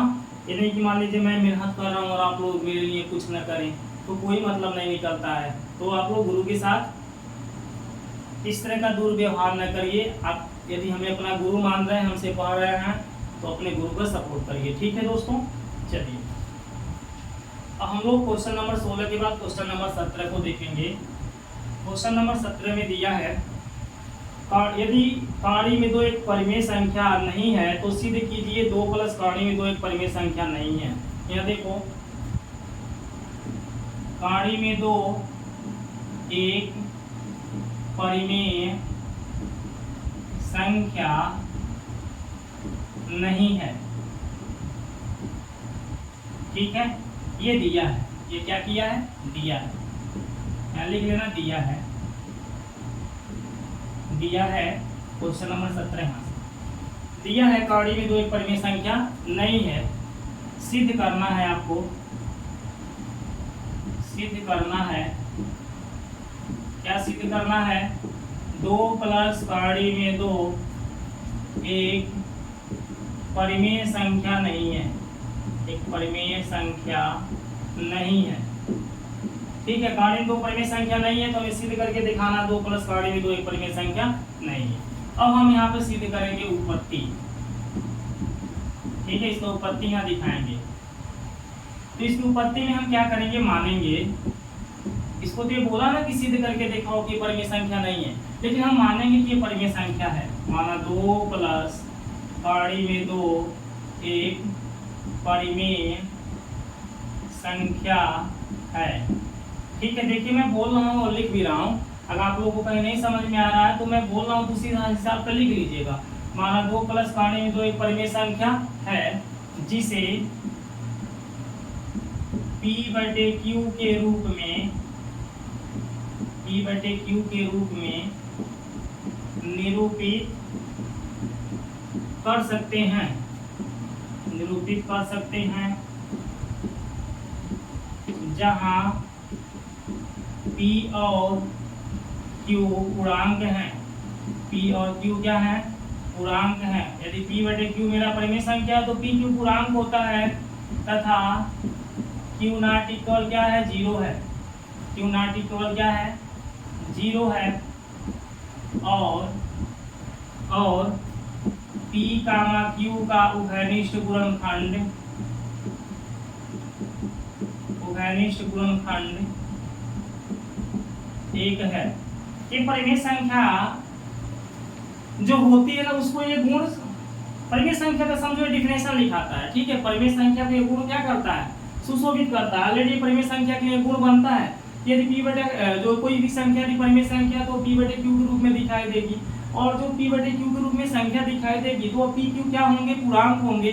Q की वैल्यू कभी 0 नहीं हो सकती है, और PQ का उभयनिष्ठ गुणनखंड 1 होगा। ठीक है, ये तो हमेशा होता है। ये चीजें हमने ऑलरेडी लिख लिया। अब यहाँ पर देखो, 2 प्लस काणी में 2 को मैं जब परिमेय संख्या माना, इसके बराबर क्या लिखाएगा? P/Q, क्योंकि P/Q मेरा परिमेय संख्या है, इसको मैं P/Q के रूप में लिख सकता हूँ। अब ये +2 को बराबर उधर भेज देंगे, तो काणी में 2 बराबर क्या हो जाएगा? P/Q p/q माइनस क्या हो जाएगा 2। अब आप देखो p/q माइनस 2 जो दिया है ना, ये मेरा परिमेय संख्या है। क्या है? परिमेय संख्या। देखो p/q तो परिमेय संख्या है ये, और 2 भी मेरा क्या है? परिमेय संख्या, क्योंकि इसके बटे में क्या लिख सकता हूँ 1। तो ये भी परिमेय संख्या, ये भी परिमेय संख्या। यदि दो परिमेय संख्याओं को हम आपस में जोड़ते हैं तो परिमेय संख्या प्राप्त होता है। दो परिमेय संख्याओं को आपस में घटावें तब भी परिमेय संख्या आएगा। दो परिमेय संख्याओं का आपस में गुणा करें तब भी परिमेय संख्या आएगा, और दो परिमेय संख्याओं को आपस में भाग करें तब भी परिमेय संख्या आएगा। तो यहाँ पर p/q और 2 माइनस का 2, यानी कि देखो दो परिमेय संख्याओं का क्या हो रहा है? घटाना हो रहा है। तो इधर मेरा परिमेय संख्या, इधर मेरा क्या है? परिमेय संख्या, और इस साइड में क्या है? अपरिमेय संख्या, क्योंकि आपको दिया हुआ था कि बाड़े में 2 परिमेय संख्या नहीं है। तो ये हमारा अपरिमेय संख्या है और ये क्या है? परिमेय संख्या है। तो क्या अपरिमेय संख्या परिमेय संख्या बराबर हो सकते हैं? ऐसा कभी नहीं हो सकता है। लड़के और लड़की कभी बराबर हो सकते हैं? नहीं हो सकते। लड़के लड़के हैं, लड़कियां लड़कियां हैं कि नहीं है? बात समझिए। आप बात को समझ पा रहे हैं कि नहीं समझ पा रहे हैं? ये अपरिमेय संख्या है। चोर और पुलिस कभी बराबर हो सकते हैं? नहीं हो सकते हैं। पुलिस का कुछ अलग कार्य है, चोर का कुछ अलग कार्य है, सबका अलग अलग अपना कार्य होता है। ठीक है, तो वही बात है भाई। ये अपरिमेय संख्या इधर वाला है और ये वाला क्या है? परिमेय संख्या। ये दोनों मेरे बराबर नहीं हो सकते थे। हम लिखेंगे, यहाँ पे देख के लिख देते हैं, चूंकि p/q माइनस 2 एक परिमेय संख्या है, एक परिमेय संख्या है,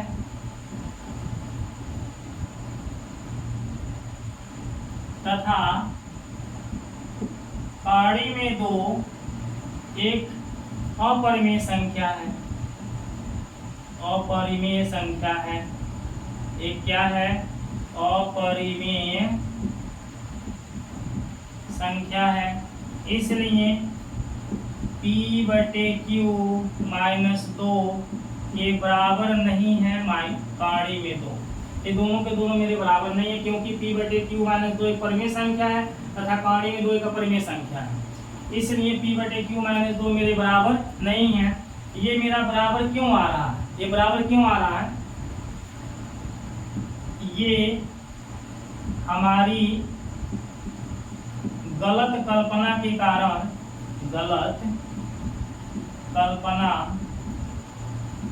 के, यह विरोधाभास यहाँ लिखाता है, यह भी विरोधाभास यहाँ लिख दीजिएगा। ये लिखने का एक शैली है, यह विरोधाभास। यह विरोधाभास हमारी गलत कल्पना के कारण उत्पन्न हुआ है। गलत कल्पना के कारण उत्पन्न हुआ है। ठीक है, उत्पन्न लिखें, उत्पन्न हुआ है। ठीक है बाबू। p/q माइनस 2 पाड़ी में 2 के बराबर नहीं है। ये जो बराबर हमने यहाँ पाया था, यह विरोधाभास हमारी गलत कल्पना के कारण उत्पन्न हुआ है। अतः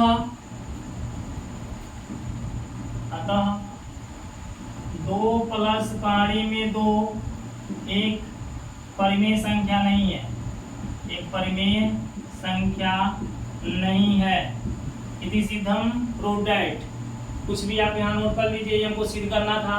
देखिए, यह विरोधाभास हमारी गलत कल्पना के कारण उत्पन्न हुआ। ये क्या चीज है? हमने यहाँ पे जो माना था ना, ये गलत हमने मान लिया था कि 2 प्लस पाड़ी में 2 एक परिमेय संख्या है। माना कि नहीं माना? देखो, माना 2 प्लस पाड़ी में परिमेय संख्या मान लिया है। तो यहाँ पर इसीलिए दोनों बराबर आ रहा है। जब इसको मैं परिमेय संख्या मान लिया तो बराबर आएगा नहीं आएगा? आएगा। तो वही बोला गया कि यह विरोधाभास हमारी गलत कल्पना के कारण उत्पन्न हुआ है। अतः 2 प्लस पाड़ी में 2 एक हमारी क्या है? परिमेय संख्या नहीं है, अपरिमेय संख्या है। ठीक है, और आप लोग समझ जाइए कि दो परिमेय संख्याओं को, दो अपरिमेय संख्याओं को यदि हम जो क्या बोलते हैं, अपरिमेय संख्या में परिमेय संख्या को जोड़ो, या दो अपरिमेय संख्याओं को जोड़ो, या अपरिमेय परिमेय को जोड़ो, या गुणा करो, या घटाना करो, या भाग करो, सेम यही चीज बात है। परिमेय अपरिमेय को जोड़ लो, परिमेय परिमेय का घटाना कर लो, परिमेय परिमेय का गुणा कर लो, परिमेय परिमेय का भाग कर लो, तो सदैव वो क्या बनेगा? अपरिमेय ही बनेगा, परिमेय नहीं बनेगा। बात समझ में आ रहा है?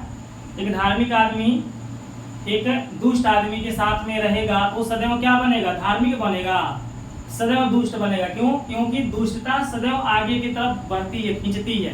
बात समझ में आ रही है। तो उसी तरह से यहाँ अपरिमेय संख्या इतना प्रबल है कि वो अपने शक्ति से खींच लेगा। बात समझ में आ रही है ना। अब ये बताओ क्या बोलते हैं, मान लो तुम्हारा एक नदी की बहाव जा रही है, नदी की बहाव में हम एक नाले के बहाव को ले आकर के इधर से, मान लो इधर से मेरी नदी की बहाव जा रही है, ये देखो ये नदी की बहाव है, ठीक है, ऐसे जा रही है, जिस तरह से मैंने तीर खींच दिया, ये नदी का बहाव है और ये मेरा नाले का बहाव है, इधर से ऐसे नाला बहते हुए आ रहा है। तो ये नदी क्या इसको आगे बढ़ने देगी, जैसे यहाँ नदी के लगे मिलेगा इसको भी अपने साथ में लेके जाएगी, कहेगी आओ चलो हमारे साथ में चलो। क्यों? क्योंकि ये नदी की जो बहाव होगी ना, वो नाले के बहाव से क्या होगी, प्रबल होगी। बात समझ में आ रही है। इसकी बहाव प्रबल होगी, इसकी बहाव दुर्बल होगी। तो प्रबल चीज हमेशा दुर्बल को अपने साथ में लेके चला जाता है, उसको भी वही नाम से पुकारा जाएगा, वो भी कहाएगा नदी का ही पानी कहाएगा। बात समझ में आ रही है कि नहीं आ रही है।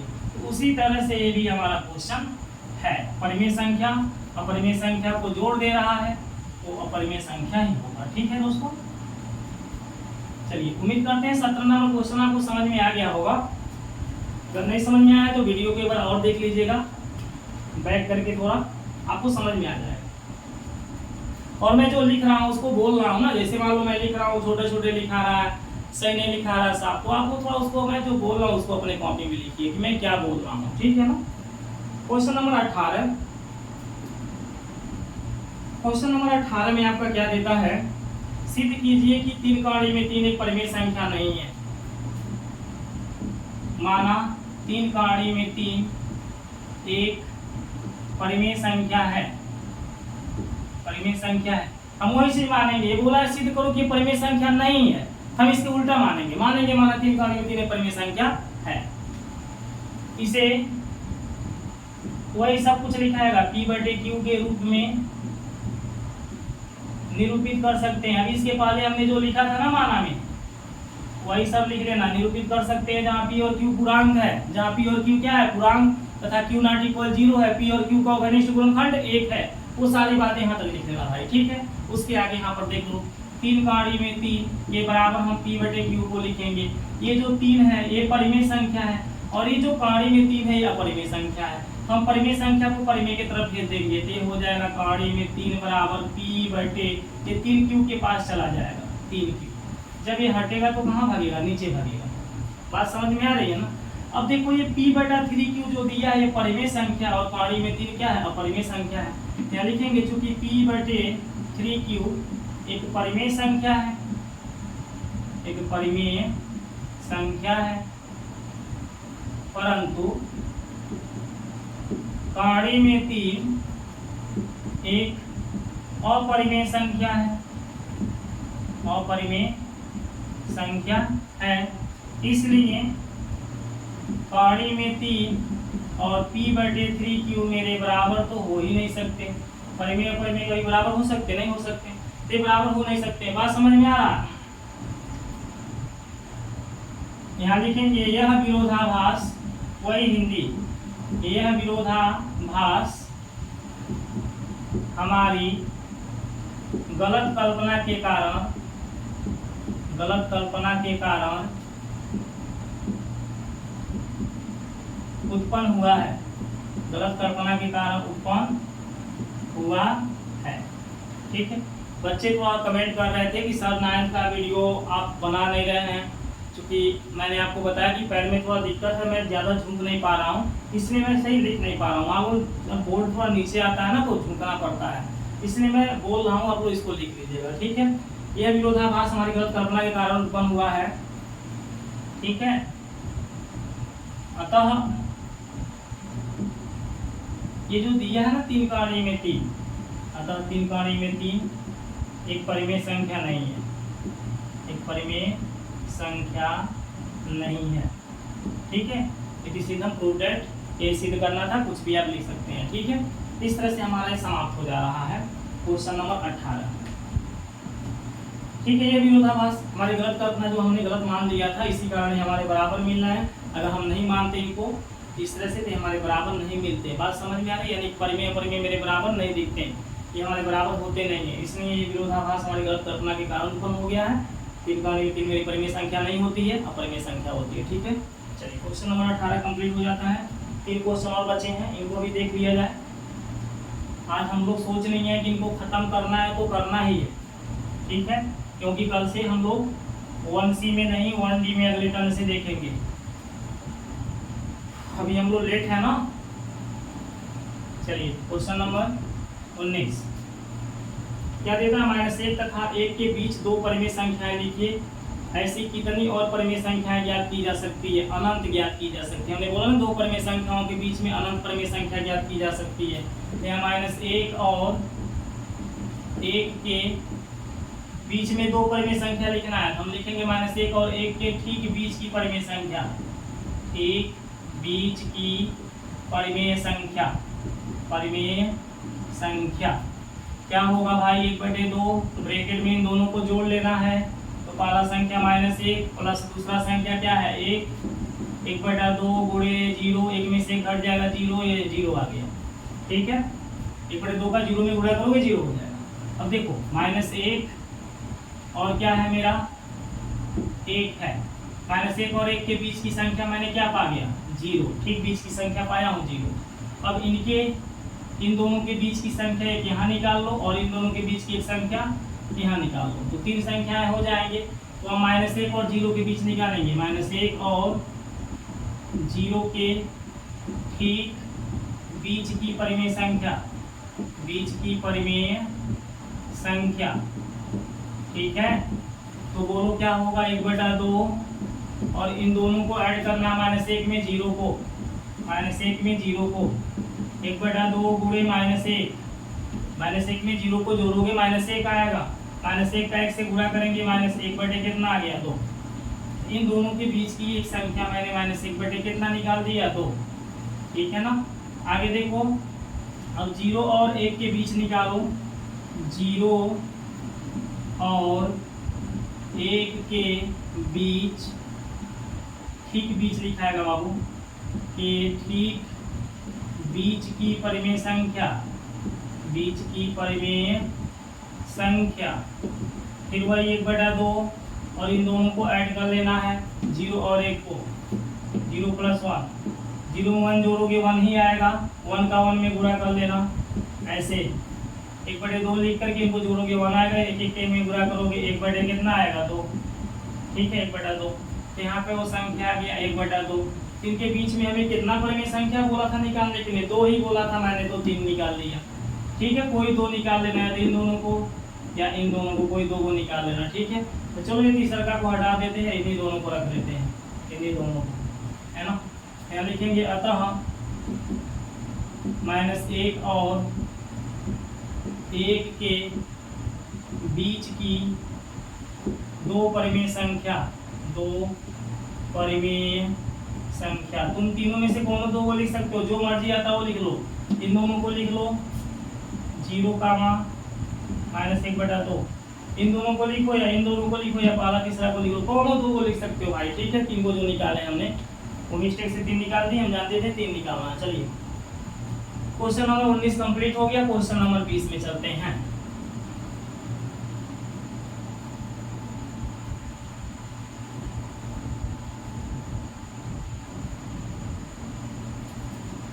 यदि a और b 2 परिमेय संख्याएं हैं तो सिद्ध कीजिए कि a + b, a - b और ab परिमेय संख्याएं हैं। यदि b ≠ 0 तो सिद्ध कीजिए कि a/b भी एक परिमेय संख्या है। देखो क्वेश्चन नंबर 20, चूंकि a और b 2 क्या है परिमेय संख्या है, 2 परिमेय संख्या है। ठीक है, अब हमको सिद्ध करना है कि a + b, a - b और ab मेरा क्या है परिमेय संख्या है। ठीक है, अब देखो क्या हमको सिद्ध करना है, a + b, ये बाबू दिया हुआ है, ये परिमेय संख्याएं हैं और ये हमको सिद्ध करना है। a + b, a - b और क्या है ab। ठीक है, परिमेय संख्या है, परिमेय संख्या है, ये हमको क्या करना है सिद्ध करना है। ठीक है, ये सिद्ध करना है। और ये हमारा दिया है, ये ऊपर वाला स्टेट क्या किया है, दिया है। तो यहाँ पर देखो सिंपल सी चीज है, अभी हमने बोला कि दो परिमेय संख्याओं का आपस में जोड़ करो या घटाना करो या गुणा करो या भाग करो, तो हमारे परिमेय संख्या ही आएंगे। ठीक है, तो यहाँ दो परिमेय संख्याओं को जोड़ा जा रहा था, परिमेय हो गया। दो परिमेय संख्याओं को घटाना हो रहा था, परिमेय आएगा। दो परिमेय संख्याओं का गुणा हो रहा, परिमेय आएगा। या एग्जाम्पल के रूप में तुम कुछ मान सकते हो, माना a बराबर 1/2 तथा b बराबर 5/, कुछ भी ले लो, 7 रखने पर। ठीक है, हमें परिमेय संख्या ही रखना है। ये दोनों के दोनों परिमेय संख्या है, क्योंकि इन दोनों का घनिष्ठ गुणनखंड क्या है, 1 है। इसमें रख लो a प्लस बी 1/2, कुछ भी तुम मान सकते हो, i बटे में भी मान सकते हो, सिंपल अंक भी मान सकते हो, मान लो यहाँ 2 यहाँ 3, कुछ भी ले सकते हो। ठीक है, 2 5 3 4 कुछ भी आप मान सकते हो। ठीक है, मैंने बटे में ले लिया क्योंकि परिमेय संख्या बटे में आप लोग जानते होती है। अभी मैंने 2 लिखता तो 2/1 तो मेरा परिमेय संख्या है, भी तो बटे में है, लेकिन आप लोग इस चीज में थोड़ा समझ नहीं पाते, इसलिए इसे मैं समझा रहा हूँ।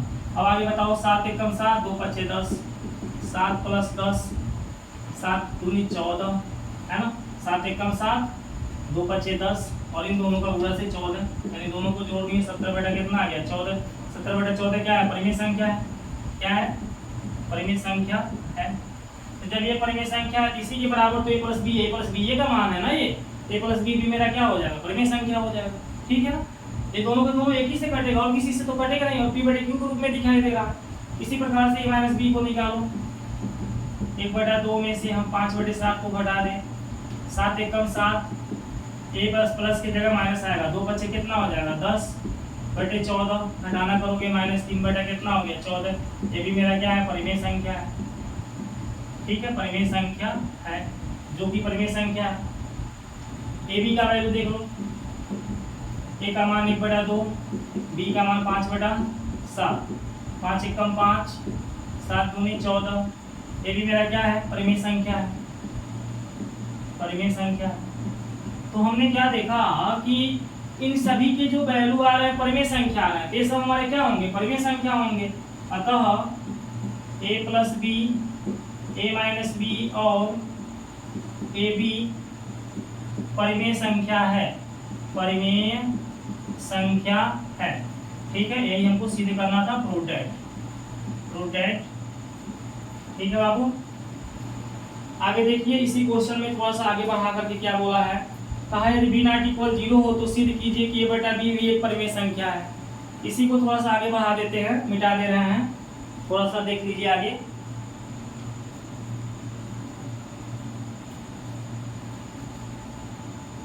हाँ, यहाँ देखिए, चूंकि b नॉट इक्वल क्या है, 0 है, इसलिए हम a/b का मान निकालेंगे। तो अभी a का मान हम लोगों ने क्या माना है, a का मान है 1/2 माना है, बटे का चिन्ह लगा लीजिए। b का मान हमने 5/7 माना है। ठीक है, अब इसको कैसे सॉल्व करोगे, 1/2, ये जो बटे का चिन्ह है ना, इसको हम गुणा बना देंगे।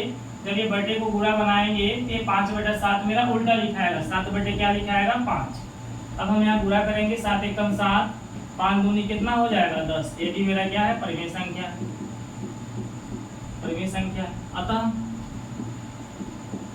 b नॉट इक्वल 0 के लिए a/b भी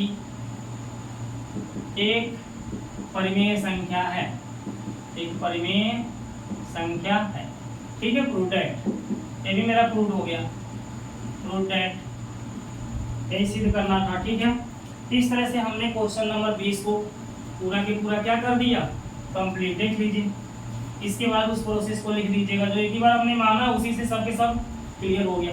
कुछ भी आप मान सकते हो, ए बी की जगह यार जो मर्जी आता है, कोई परिमेय संख्या मान के इसको लगा लीजिएगा।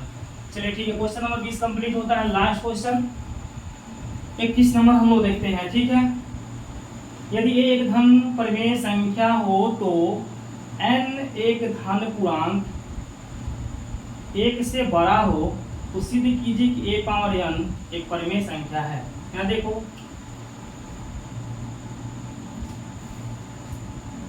क्वेश्चन नंबर 21, चूंकि ए एक धन परिमेय संख्या है, एक धन परिमेय संख्या है तथा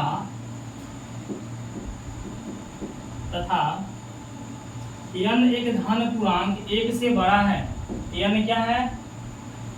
एक धन पूर्णांक है जो 1 से क्या है? बड़ा। ऐसे आप लिख सकते हैं n मेरा क्या है? 1 से बड़ा है। ठीक है, तो हमें सिद्ध क्या करना है? ये तो आपका दिया हुआ है, ये स्टेप क्या किया है? दिया है। अब आपको सिद्ध करना है, सिद्ध क्या करना है? a पावर n एक परिमेय संख्या है, एक परिमेय संख्या है। ये लाइन हमको क्या करना है भाई? सिद्ध करना है। ये लाइन क्या करना है? सिद्ध करना है। ठीक है, तो कैसे हम सिद्ध करेंगे? यहाँ लिखेंगे माना क्या? चूंकि लिख लीजिए, चूंकि ए एक धन परिमेय संख्या है। ठीक है, चूंकि ये क्या है? धन परिमेय संख्या है तथा n क्या है? 1 से बड़ा है, इसलिए हमने मान लिया a बराबर कुछ भी एक धन परिमेय संख्या आप मान सकते हो, कुछ भी मान लो जो इच्छा होता है। तो हमने a बराबर क्या मान लो? आप बटे में कोई संख्या मान लो या पूर्णांक में कोई संख्या मान लो जो 0 से बड़ा होते हैं, 1 2 3 4 5 6 7 8 9 10, कुछ भी एक का मान आप मान सकते हो, और या बटे में ही मान सकते हो, लेकिन धन में मानना है। ठीक है, जैसे मान लो मैंने मान लिया 2/3, माना ये बराबर क्या है? 2/3 तथा n बराबर मैंने क्या ले लिया? 3। n 1 से बड़ा है, 1 से बड़ा यहाँ पर वैल्यू होगा n बराबर 3 के लिए। ऐसे आप n बराबर 1 के, n बराबर 2 के लिए, n बराबर 3 के लिए, n बराबर 4 के लिए, n बराबर 5 के लिए, बहुत से नंबर लेकर के आप जांच कर सकते हो, लेकिन 1 से बड़ा होना चाहिए। इसका वैल्यू निकालो, a पावर n हमको दिखाना है परिमेय संख्या है। a पावर n की वैल्यू a की जगह बोलो हम क्या रखेंगे? आप कहोगे 2/3 रखेंगे, क्योंकि वही तो माना गया है। मैंने a की जगह 2/3 रख दिया। अब इसके ऊपर n है, n की जगह मैं क्या रख सकता हूँ? 3, 2 का क्यूब 8, 3 का क्यूब क्या आ गया? 27। ये भी मेरा क्या है? परिमेय संख्या है। ठीक है, तो आप कोई भी नंबर ऐसे लेकर के इसका मान निकालोगे तो परिमेय संख्या ही आएगा। तो जब ये परिमेय संख्या, तो इसको हम परिमेय संख्या बोलेंगे कि नहीं बोलेंगे? बोलेंगे। अतः a पावर n एक परिमेय संख्या है, एक परिमेय संख्या है। प्रूव्ड हो गया, प्रूव दैट। बातें समझ में आई? तीसरा से हमारा क्वेश्चन नंबर 6 से लेकर के 23 तक कंप्लीट हो गया। दोस्त, आप तुरंत वीडियो को लाइक नहीं किए हैं तो लाइक करिए, शेयर नहीं किए हैं तो शेयर करिए, और बेल आइकन को मेरे चैनल को पहली बार आए हैं तो सब्सक्राइब करके बेल आइकन को आप प्रेस कर लीजिए, ताकि हमारी हर एक वीडियो का नोटिफिकेशन आपके पास समय समय से पहुंचती रहे। ठीक है दोस्तों, ठीक है, नमस्कार, बाय।